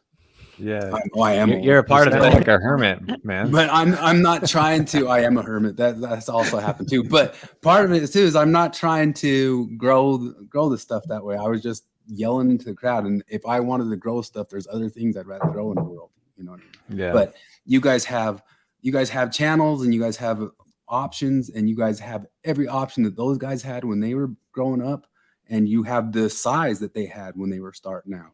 There's no reason you guys can't get there. Like, you guys can do it. I'm rooting for that. And that will be, like even your brother says, if that all happens, we got a better future. And $500,000 a year, and go for it. I'll split $500,000 with you guys. I'll even go for $500,000. Like, we would split it 4 I'm ways. just trying to get monetized. Yeah. Oh no. I know. I'm rooting for you guys. I really am. Morgan, take do you off. want to You guys talk need to us? pizza. All right. See you. Thanks, I'll Chris. listen off. Thanks, Chris. Nice to meet you. All right, Morgan, do you want to give us your pitch for your channel, and then we'll close with Yes. and then Forrest, and then we'll have a prayer. And Yeah, I who did brought the see treat? that closing prayer. Maybe we'll, I guess it's Jensen to do that. And and Forrest, when you say the prayer, don't forget to bless the refreshments. Yeah, I'm also gonna pray for I my hope brother. it's donuts. Morgan from My Spiritual Life. Jared does videos with me too sometimes. I started off 4.5 years ago when I left Mormonism, vlogging about my journey and just kind of how to maintain family relationships, kind of bitched about my struggles, bitched about Mormonism. Now I'm kind of changing directions. For a while, I did also talk about other cults. I researched 2x2s. You've never heard of them because no one has. La Luz del Mundo, a cult in Mexico. I researched a lot of other cults, did some interviews, super fun. Now I'm kind of changing directions and doing more understanding yourself kind of messaging, like self-awareness, psychology, how to better your life, self-mastery. And I'm excited about that. I'm actually really excited about it. I'm just kind of tired of talking about religion. So yeah, and I gotta say, Nice. Cody, you've done a good job on this live stream here. I don't remember exactly what they were, but I know I've had a lot of Facebook exchanges with Nathan Bigler, and he really, really fucking hates Chris. But other than that, he's been like, this is the most civil exchange I've ever had with Nathan. Is in this comment section. Wow. I didn't know there was a history. It's kind of a joke, but it's also like, I think this sort of long form actual voices talking type thing is a really good idea. Yeah. Nathan, I would, if you want to get on eventually, not tonight, but we'll do this more, and like, come on, let's talk. I think that's the way that we solve it. Yeah. I'm so lazy. I won't argue with people if I have to type. I won't. I hate it so much. If I have to type, you win. I'm on your side, actually. I forfeit. Yeah, probably actually. I agree with everything that you say. That's why in our group chat, I'm so like, I read everything and then I'm like, I hate typing so much. If I say anything to you guys, it's because it's so important. I feel honored every time. Yes. All right, Forrest, talk to us about your channel, and then I'm going to hit end broadcast. Cool. Yeah, I run the channel Latter-day Skeptic. It's kind of just been a fun hobby project that I've been doing for 6 months or so now. I mostly focus on Mormonism, although I'm trying to broaden myself a little bit to just religion in general, but Mormonism, and I try to make have a little bit different takes, more just logic based and reason based rather than the intricacies of the histories of Joseph Smith and, you know, what I consider like CES letter type of conversations or type of critiques. Yeah, been loving it, and hopefully can put out more content. I do about a video a week is about as much as I can do right now, but I've enjoyed being on this live stream. Thanks for setting it up. Yeah, of course. I would love to come up with a manageable reoccurring schedule where we can do stuff like this. Bring guys like Jacob on, bring people who he thinks we should talk to. Like, this would be a fun, like, monthly, like 4 people are on, 2 are ex-Mormon, 2 are Mormon, and just let all the people interchange. I would love to do something like that. So and let the comment section just go crazy. You would be good at facilitating that. Yeah, because I'm so fucking milk toast that I'll just like let everybody do whatever. It's awesome. No, I see it as a good thing. So yeah, everybody go check out My Spiritual Life. I say everybody, both of you have more subs than I do. So like, also our subs are probably the same subs. Probably. It's all the same. Yeah, exactly. So like, there's no channel growth going here. It's only personal growth, but that's what I like more anyways. So that's what's most important. Yeah. So yeah, everybody check out everybody who is here. I'll eventually post all of their channels in the description, but it'll probably take me a minute. So goodbye, everyone.